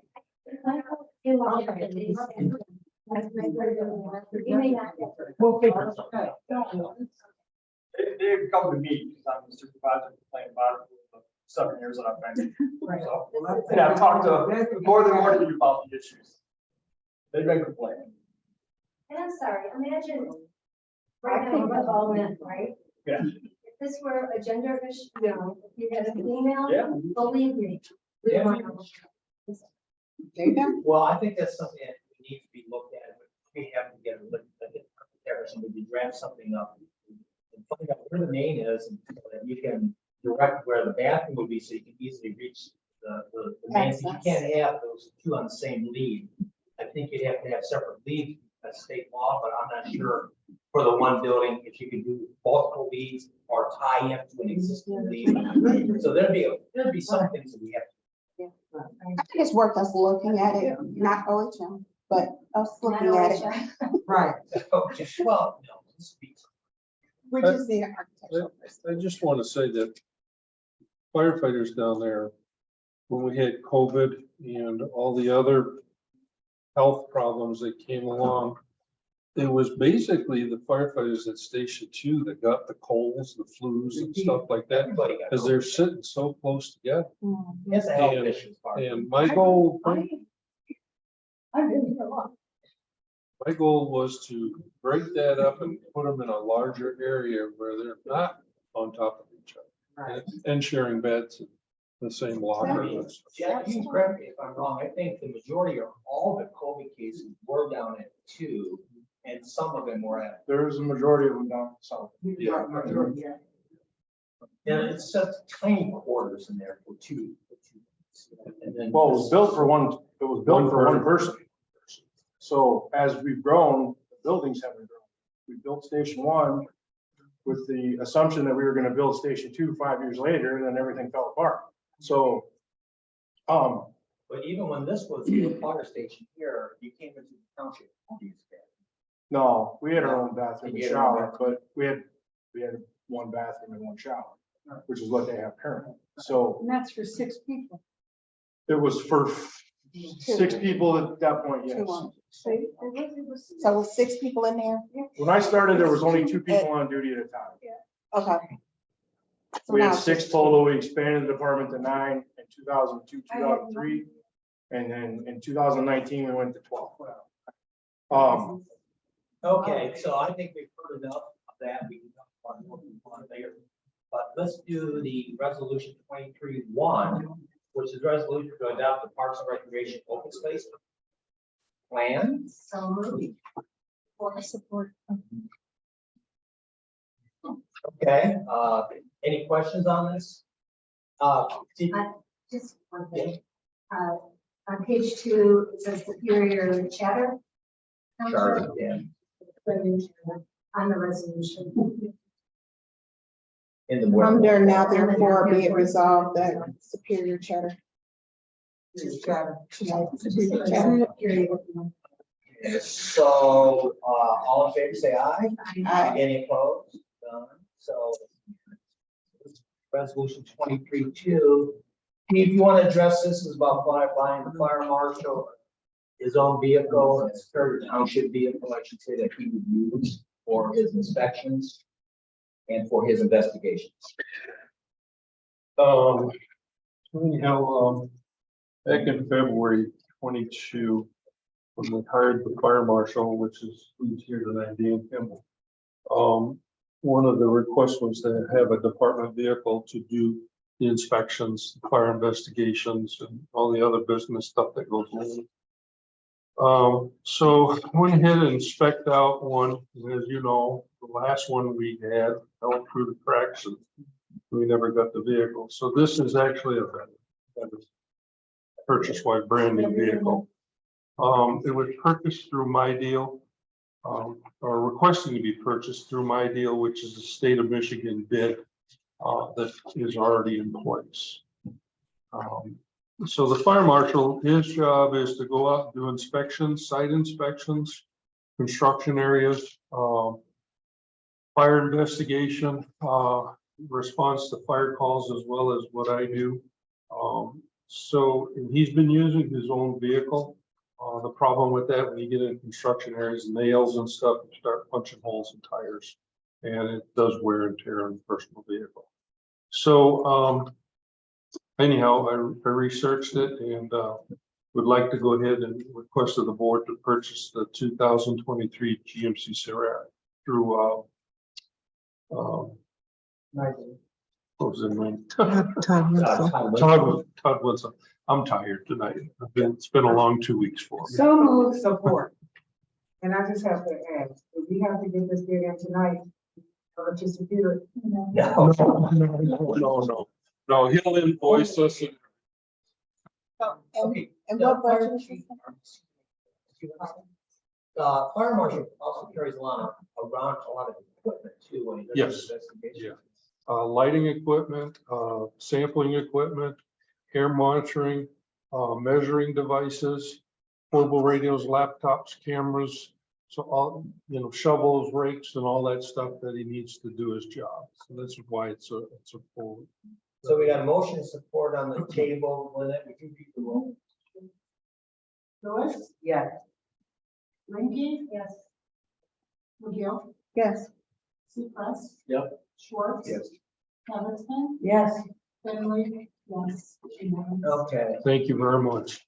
So, while we got the fire marshal down here, we only hired him part-time, not permanent part-time, but seasonal part-time. Temporary part-time, thank you. And that 1 year's coming up next month, In right? February, yes. So we're gonna put it on the agenda Perfect. for making permanent part-time, Yes. so we don't get into that situation. Correct. Okay. Thank you. I have Thank one small question. With regards to the fire budget, are we watching that? I haven't heard updates with regards to the fire department's budget, because we approved the budget, I believe, was the truck included in there, but then we had to amend the budget. They were just, what I remember from the last one, they were getting a very good deal. And it had all of the bells and whistles that they sometimes have to buy, like, how you have to buy a package on your car when you want everything else. And they were actually getting it, that already had the package included on it. And they knew that they were competing with somebody, but they had been assured that they had secured the deal. And we didn't know that as soon as the meeting was over, we could have went and clicked. We won it, and we would have gotten it, but otherwise, now we have a newer vehicle, so. We budgeted $60,000 last year. That's what I was I want to make sure that It we're. was, The fire department's really expensive.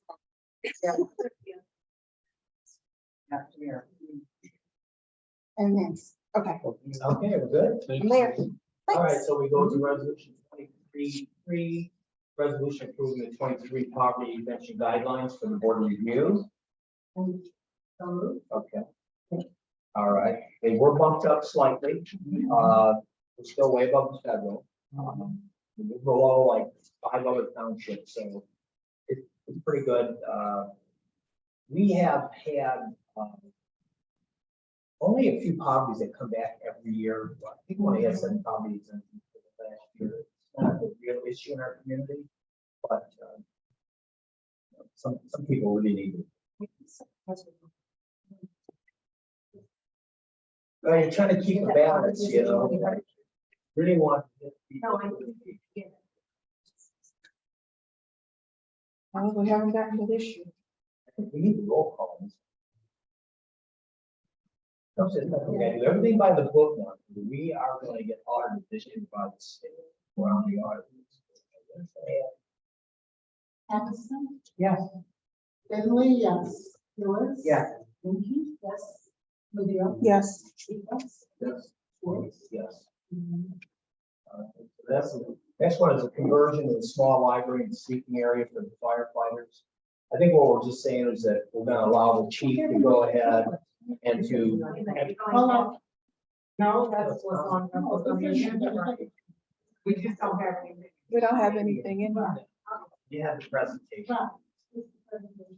And so, I think just for health and safety and welfare, we need to do it. It was originally that was what taxpayers paid for. The firefighters are kind of living, I don't want to say squalid conditions, but you have to turn the mattress over. It's very tight. It's very tight, and they do a good job of keeping things clean, but boy, you can't go to bed with a mask on every night. So I think we just give the chief the authority to go ahead and move forward with report back to the board. They're not going to do any construction down there, right, chief? It's going to be dividers you're getting. Dividers. You're not building walls. And there's some electrical work inside the foundation and the bathroom. Shower. But it's very. So I'll get, try to keep some fire. I'm sorry, under what, 5,000? I'll try to keep it within budget.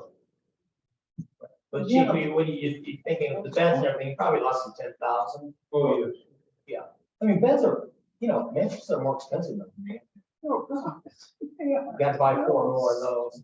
A little bit of electrical, you said, a little bit of plumbing. We said partition. You said, not building walls. And putting in the showers, is that part of this? I don't know if this is, I guess we'll need to come back on bids for the showers. Depending on what the cost is. Depending on what the cost, if you get like a shower you can set in there as opposed to building a shower, you know, you can report back to us that you're doing it for X amount, we can be doing it. But don't we want to get that information about the bathroom? That's what they submitted all at one time. Yeah. Well, what do you mean, what about it? No, I think that we should find out the feasibility of getting parks and recreation along. That's fine. Along with, Well, why don't we just say that, that's part of this motion, that she can go ahead and move that in, and then the board is gonna take a look at how to provide a bathroom for the park, and maybe Parks and Rec should kind of take a lead in that, because it'll be coming out of your budget, probably, and then also, that's kind of your baby, you know? You think that is, you would agree with that? That's fair. I'll start looking at. And you can start that over there and just report back to the board. I guess I'm a little bit on. That's what I'm asking. Well, it's gonna be less than that, How do you know? but, well, Okay, so if we said 10,000. we'll set a limit of 10,000, and then if it's more than that, you gotta come back.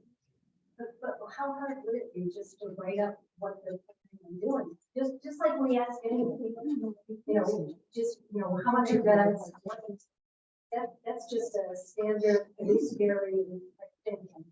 Well, I don't get what you're saying. So, you wouldn't do a budget? No, I would. Oh, okay, I can't, you said you would do a sorry. So you would do a budget? Absolutely. I just feel like it's doing the right thing for, I mean, we have to be fiscally responsible. And this year, I'm gonna be stickler about this. Chief, why don't you get a budget together for us? Just table this to next month. I think everyone wants to support them, they just want more Well, information. I did send you some information in the email. Just back to Ken, which was from Ron. Let me pull it up.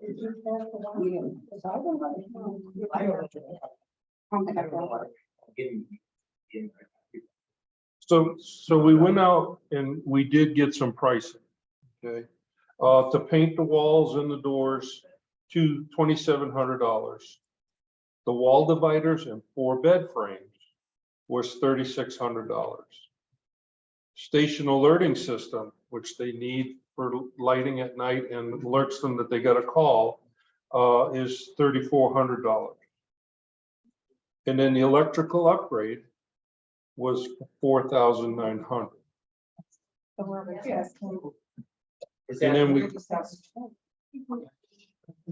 And then we still have to get the cost for the shower and 4 mattresses for the beds. I thought you said that was Would the 36. board be satisfied with just tabling this tonight, and then we'll take a look at a budget that you can put together for us? Sure. I think we're all in favor of it. We also want to get the park something, but the park commission's got to take the lead on that, I believe.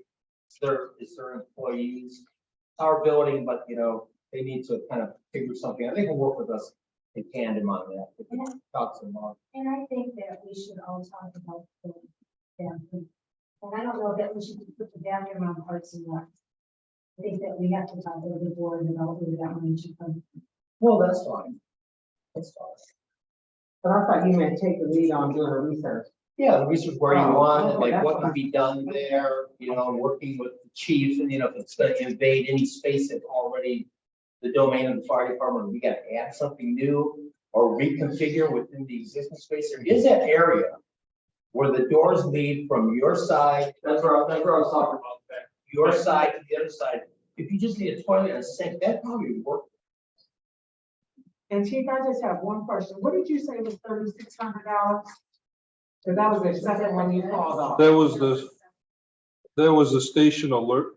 3,600 was the wall dividers Thank you. Wall dividers. to have them installed in the bed frames. Thank you.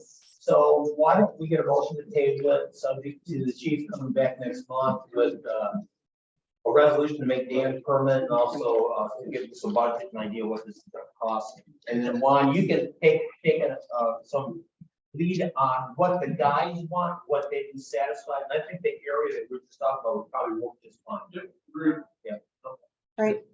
All right, all in favor of tabling this to the next one, say aye. Aye. Any opposed? No. All right, that takes us to the treasurer's Lewis request,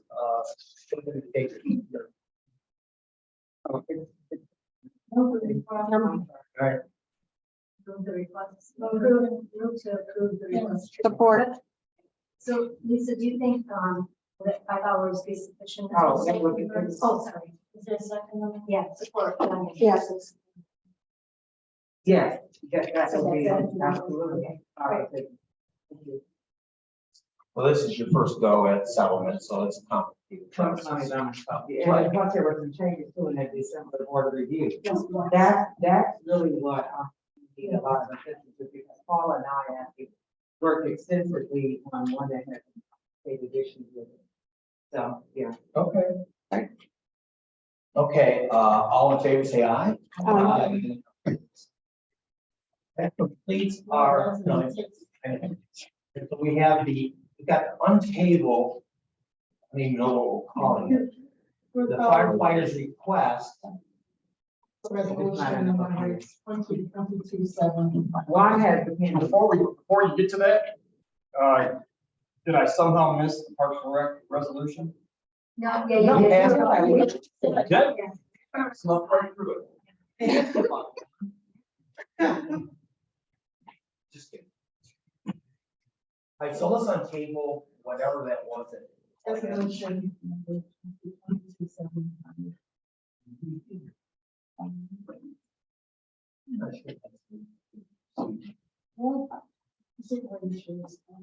It's taking care of the firefighters' concern for this particular resolution. So it's still a part of this resolution. Okay, so Or it's an add-on. To a separate resolution. I prefer a separate resolution, on that, to be honest. I talked to Fred today about this. And Fred is gonna look at it and he's gonna give me a quick opinion on it. He thinks he's got a solution to the problem. It won't cost him. what was that? Well, we don't. Yes, please. Yes, give us something. Give us some. Fire Point right now receives $6,000 wellness incentive, which is basically the amount that we're paying under the presidency arrangement, which is the amount that they presently are deducting.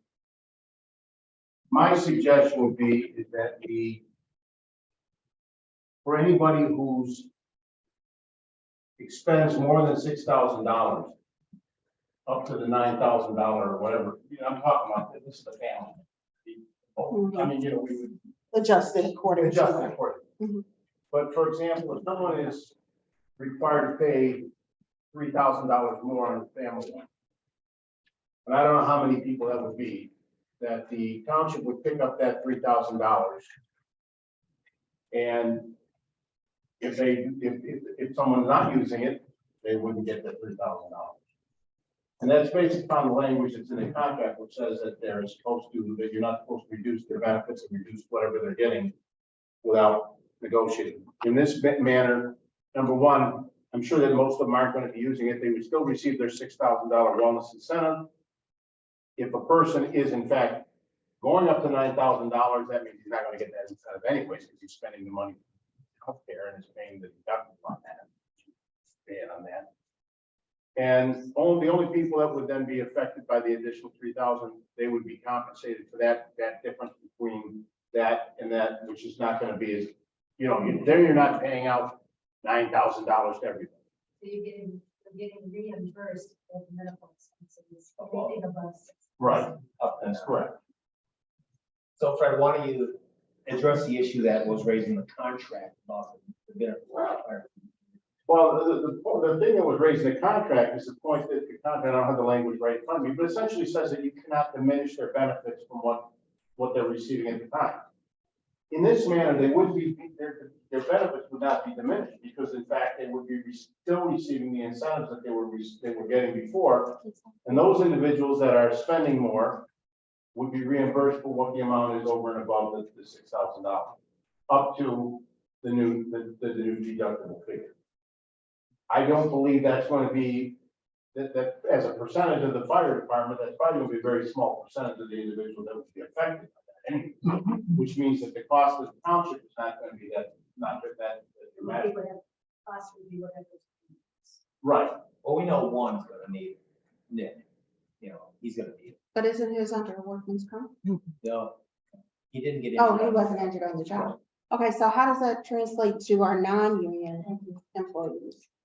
Because what if a situation like that? So arises? historically, just for context, we have always had sort of different rates of, not pay, but different rates of benefits, levels of benefits for union and non-union. Unions always had slightly more than non-union. And that's just been the way it has been for forever around here. Is that because you negotiate? But that's renegotiation. No, that has nothing to do with negotiation. They don't bargain for the non-union. No, I'm talking No, about. for the union. Well, union, has it been- Bernice, let me point something out. I looked through the contract today and I didn't see in the contract itself any, it talks about a wellness incentive, but it doesn't actually give a dollar amount in the contract. This is based upon the course of practice and course of conduct of the parties up to this point, which I believe if it goes to an arbitrator or whatever, if someone were to argue, you know, standard practice is what the arbitrator will look at. What have the parties done in the past? And that's what they're gonna look at. So what I'm just saying, when Ken said typically the union shop has gotten a little bit more than the non-union shop. Right. And what I'm saying is that's how it's negotiated. No, it's not, because see, we don't, that's the bargaining. They don't bargain for the non-union. The non-union are. I know what. Yeah. I know what you're saying. I know what you're saying. Yeah. You're right. They have bargaining. But everything that you really know. I mean, it's just what it was. I can't tell you. So what's happening now for this, that I've heard from a lot of employees with non-union. Right. Where they would like in this, but they're not, you know, they don't have a union but they still would like a union, I understand it.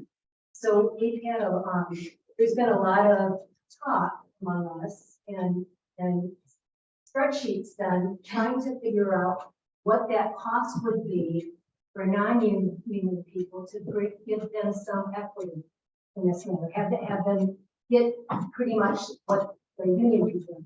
Hey.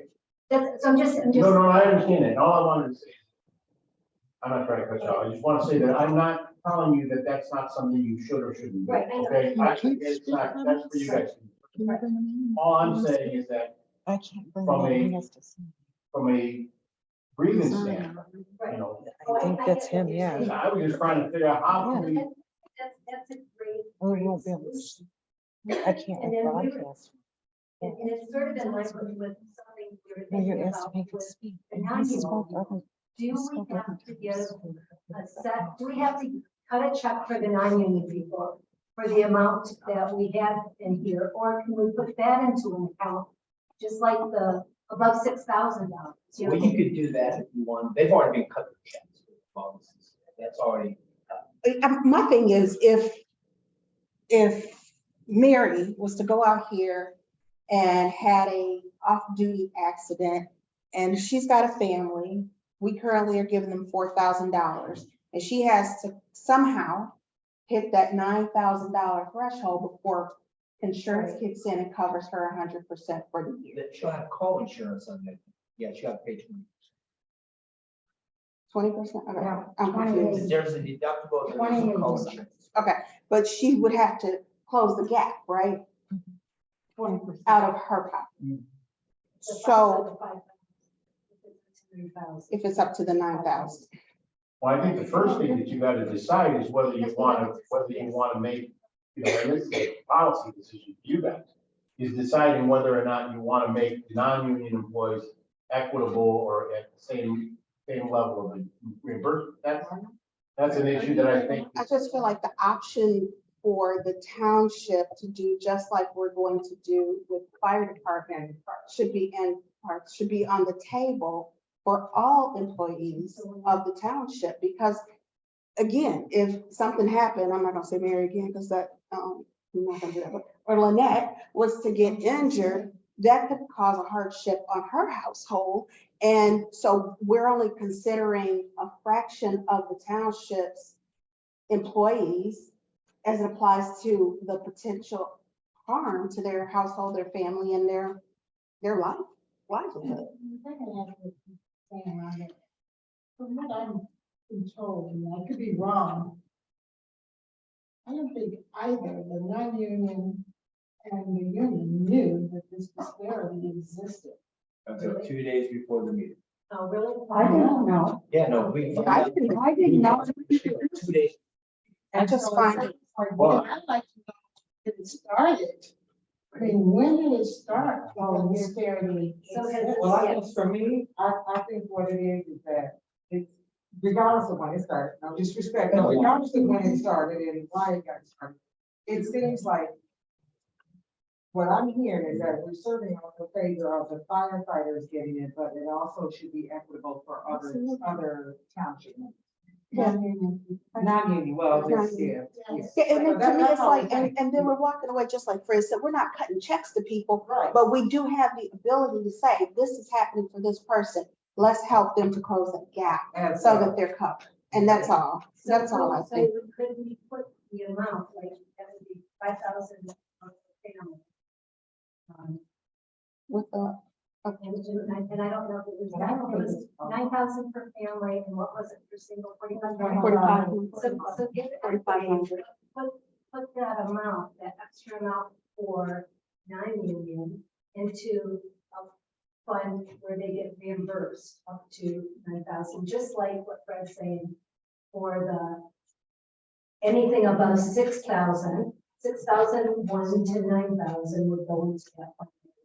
Yeah. And we're not cutting. What they're a out separate- of pocket. Yes, we're not cutting a separate check for the overage. Right. So that way they would not be, and the point is that they would not be any worse, they would not be any worse off. They would not be diminishing their benefits from what they're receiving at this time. Absolutely. Correct.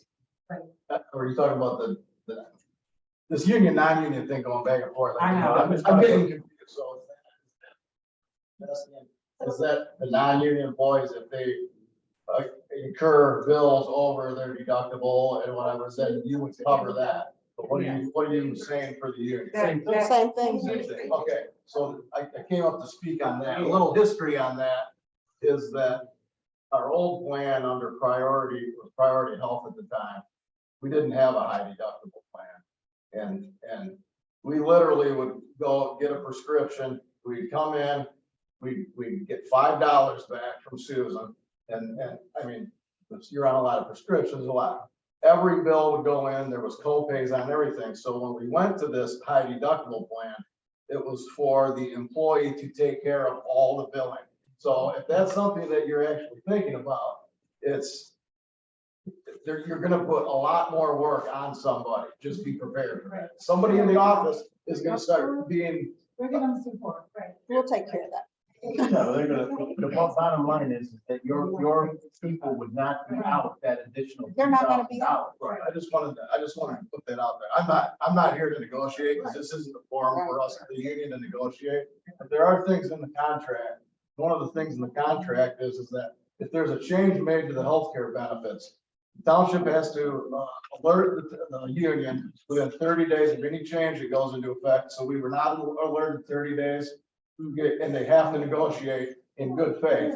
If they bring to the union that the financial well-being of the township is in jeopardy because of the healthcare. So none of that happened. That's just only one of the things in the Well, contract. you were alerted once we found out. You know, we absolutely weren't alerted, Ken. I found out by looking at the thing and talking to somebody else. Right, we found out on Friday, you didn't find it, you found out that week of Ann Arbor Fire, that they had the same problem Right. that we. But no one came to us, and what I'm saying is, no one came to us within the 30-day time We period. didn't, we passed that motion within 30 days. But my point is simply That's what this, it's like. There was that lack they're of not going to lose any benefits. They're not going to, but what I'm suggesting is that they're not going to end up having to pay any more money. They're not losing any money. They're just not getting that. Right. They're just not getting, right. I think what he said is that there wasn't, they weren't communicated with appropriately prior to all this nomination. Somebody was going to a meeting about the insurance and they were not made aware. I understand that. I'm merely suggesting this as a way that we can. You know, and I'm not saying that you shouldn't talk to the union about this either, but it seems to me that if they are not being deprived of any, if they're not, more money being paid out to them, the contract says we're not supposed to do anything that would deprive them of any benefits that they're receiving. Right. I think that's a great read. That's how I read it. So the only question comes, if you want to do that for fire, do you want to do it for non? Yeah, let's do, that was. Well, I'm just asking. Yeah. So exactly the same treatment, like they. If they go over 4,000, then they should be able to. No, it's not, no, that.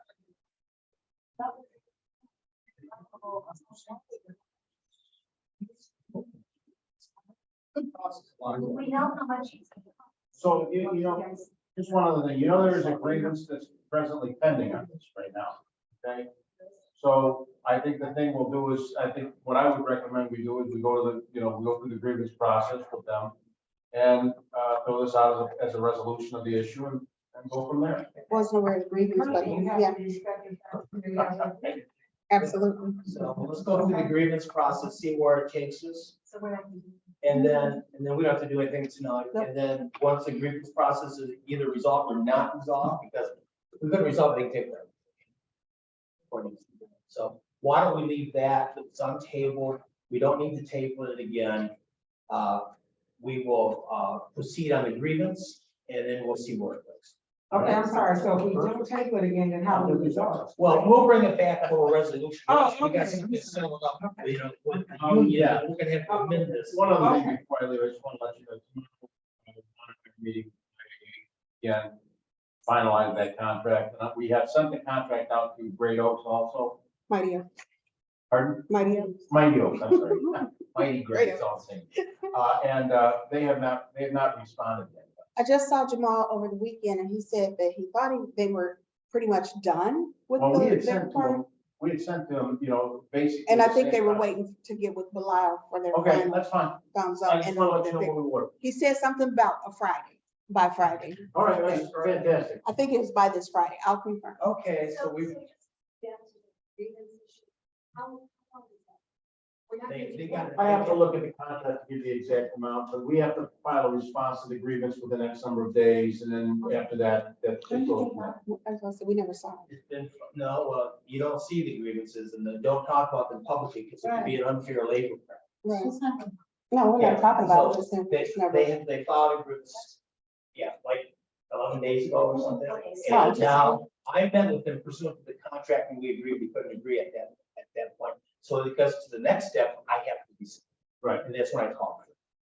Perfect. Thank you. All right? Okay, that takes us back to bills for payment, record of disbursements. If I get a motion on the bills. So I have a few questions. Go ahead. At some point, Castleberry and Lucas, we are paying quite a bit out. And I just so that we know, there's a $4,940 check and a $3,450. Just if we could talk about what that was for, if you know what that was for. Yeah, we can send you the bills. Well, just. There was probably 60 different items. in Okay, there. so, okay. So we dispersed them according to what the purpose, what's the law, utilities, if there's utility issues. So what I heard today was that, their fees are gonna probably increase. We heard from one of the. There's the village. Village. But, how much more are they gonna increase revenue budget? Then Lynette, there's a 2022 reimbursement of over 1,000 for you. All the elections related to it. reimbursement and all the others. It's each about it. But they're all Nothing related to. Washtenaw County was paid 24,000 for the library work. Was that just the Harris Road? And is that the only? Which one are you talking about? Number 46211, check number 461 what? 46211. 46. We paid. Yeah, that was for library. Harris? Is That Harris? wasn't 24,000. I don't think that was the 8. No, it was 24,000, I might have missed. Yeah, right. Yeah, that was for everything that we expended on Harris Road under that permit, been paid out by us on behalf of the library. We have the agreement now that I got the final bill from George on Harris Road. There's another bill? The final that encaps, because remember, we got that $1,000 payment. So we use that bill to set off and get the other 75,000. What's the bill? What's the other bill you final bill? Oh, 400. And we knew that was gonna be. Okay. But then the library's got to start paying back this year. 1/3. So I saw the Carlisle work And they've already been there. monthly retainer, and that monthly retainer is for inspections, and what is that for? Or when they come over here to, it's just a monthly retainer we pay them. If they do nothing, they get. You know, so where But is our best? That's over up to $1,000. They'll take care of, like, if people come for rezoning issues, planning issues, they need us. So we haven't heard about the our master plan for months. Where are we with our? Well, I talked to Ben, and here's the deal, and he's gonna call you tomorrow. Okay. Well, Yeah, well, everyone that's under, so they're waiting for the census numbers to be published. So we have finalized, census. So you have to take it up with them. Sorry. So, no, I guess there's some, 2020 was the last. Yeah. yeah, so you have to take it up with Ben, I'm not sure exactly what Sometimes it's talking all about. those numbers on their What's website, Okay, every number there is, so. then Janelle Williams, for some reason I thought we were paying a firm. And now we're paying just. So Jamil moved, and I told him he's gotta get it. He was at a firm, and we were paying the firm. TQ for his work there for us. Okay. Now he's moved out back to his own practice, and I told him he has to do something. So finally, I saw a lot of tasks up in here, and remember we were gonna do the RFP, I sent you a couple of emails, I heard no response from, I did my part of it. So what are we gonna, did you ever look at that? It was just, Yeah, no, your details on that? Yeah. I can't hear you. I think I remember getting some. because you wanted me to do some research on the RFPs, which I did, and then I wanted to see if, Well, I'll get that tomorrow. They only have 6 months. They only have, Think that 6 months, it's basically almost. Yeah, it is. We don't have anything going on. If anybody's out there saying Taz is doing okay and stuff, that. I'm saying, I have no problem with that. I don't. You don't get your own. Well, but guess what? When Taz was made aware of it, I did. They weren't made aware of it. So anytime, I anytime I call them. My system is very slow and messed up. And I think we need to move on. I don't hear too much about one way or the other, but I'm not really involved with them because they work with the departments more than with me. And that's probably. yeah. And at some point, maybe what we keep hearing this week, and people are a little upset with some of what we're seeing. Maybe we do some bids, a bid for engineers. Anyway, You should put them on notice if you're thinking about I doing. was gonna say, you can just do that. no, I wouldn't. You could just do it. No, we can talk about. You get here. All of it. Anyway. When I was a trustee, I was so straight with OHM, I really was, It was like, they were charging us $250,000 a month. I think they're trying to. Now, most of that went back to escrow. years ago. Yeah, that was when that. I mean, housing that's market- all right, so are we into? Did you have? No, we got bills we pay the first. Are you done? Yeah. All right, so all in favor of approving it, there's no more questions. All right, this takes us to pleas and petitions. Are there any pleas and petitions? All right. So, I did when we were considering, the fire department,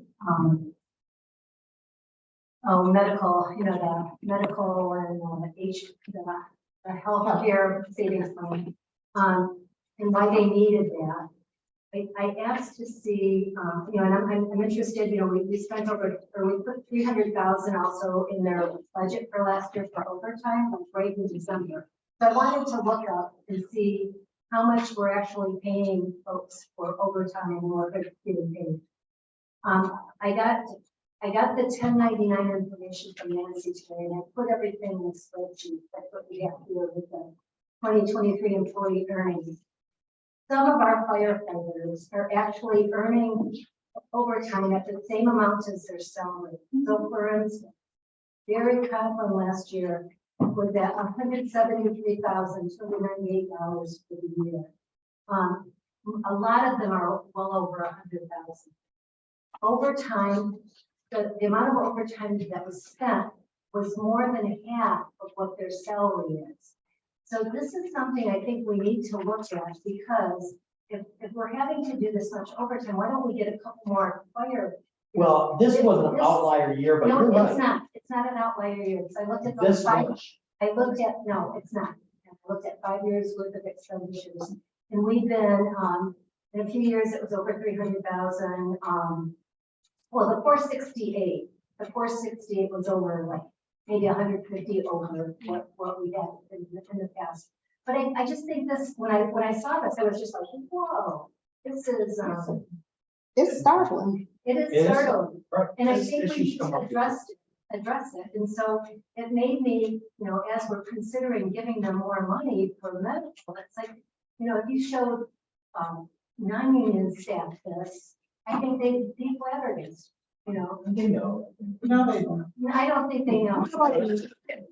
Well, not to the over 100,000. So you have to realize that state mandated overtime happen. Absolutely. This actually- I mean, no, I mean, even if they don't work. Okay. So I think this year was a bit of an outlier. People quit, and then there was injuries and surgery, but I think it's solutions that we need to have. Yeah. Yeah, I think we need to really look at it, and, as, again, fiduciary. I agree. It's very hard to just say, go ahead and take it off, which you see when you see stuff like that. That's like, what is the plan to hire and get more bodies in? Right. And if there's not a plan, then we need to revisit a lot of things. Right. But I think we need to be working together. Yeah, what we're doing with Park. We're putting a lot onto one, and I'm glad that he's full-time now, but when I saw what we're spending in fire and how we're nickeling and diming other areas, it's just, when you talk about I hear equity you. overall. I hear you, should be Bernice. doing. I mean, that money was earned, and it was because there was so many people out. We had, one person quit. It takes us 3 or 4 months to fill a Right, spot. but again. We had 3 out of people the out for area, maternity. We had And 2 surgeries. we need to look at out of the area, and how much is that overtime doing out of the area? I'm not talking about individual, I'm talking about overall, well. Out of the area. This is actually. But this is public. It's public. There's public for Information. municipal. It is public. This is public information. It's not, your pay is not, private. So like 15 years ago, this happened. It was way over on overtime, and they were earning in the low hundreds at that time. Of course, things have jumped to 15, 18 years, and there was an article about in a newspaper or a trade journal. And then that's when they got rid of paid on call, because when they had paid on call, they had to call people back to the station Like if they go out, you get callbacks and you have to pay the callback. So they reduce it by getting rid of the pay on call. But we still have that situation. If 4 guys are running, you gotta have each building has to have, 2 people. has to have 1 person come back. But my concern is not just about the money, it's about the wear and tear on the body of the firefighter too. That's a lot of time being committed to Superior Township. And there needs to be a plan in writing from the chief as to how we're going to execute over the next couple of months to get something going, because those guys are, I mean, They they're. work too much. Maybe. These Without putting that wear and tear on them. Well, I think, They're gonna you break know, down. where these guys are working like for 5 straight days, 5 straight. But that's a problem. Well, if we don't do that. Can I speak to that? Yeah. If it's possible, we had multiple people off on injury. We had, we got to a point where we're forcing people to work, and we're trying to, I know it doesn't look like it from the numbers, but we are trying to keep the numbers down. Like, it's not our purpose in life to bankrupt the township. We all care about where we work. We all really care about our jobs. I've been here since I was 20 years old. I'm 46 years old. My name is Jeff French.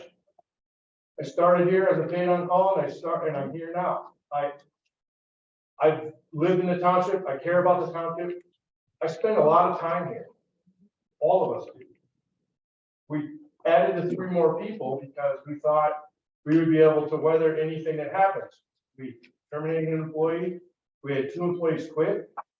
We had 1 employee off on extended leave with a back injury. I was off for an extended leave because I formed my rotator cuff and structure fire. These things all add up. When there's only 4 people a day, to keep 4 people a day, it costs money. We agree. We don't That was our want point. we don't want to close the fire station. Oh, we don't want you to do the winter service step up. I think you missed the whole conversation. We don't want We you to had hear your back. No. My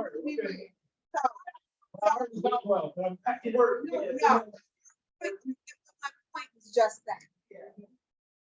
You are understaffed to the extent that you guys' bodies are breaking down. We don't want that to happen. That's the story of. The That's luxury the story that of we Superior want. Township Fire Department. That's the story of Superior, that's the story.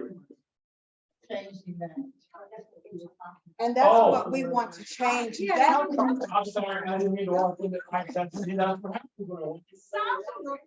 Now, the numbers are staggering, The numbers are but terrible. it's also telling us that there is a problem that needs to be fixed. We're one bad day away from being down to chief. You got that right, and we see that, so we need a plan.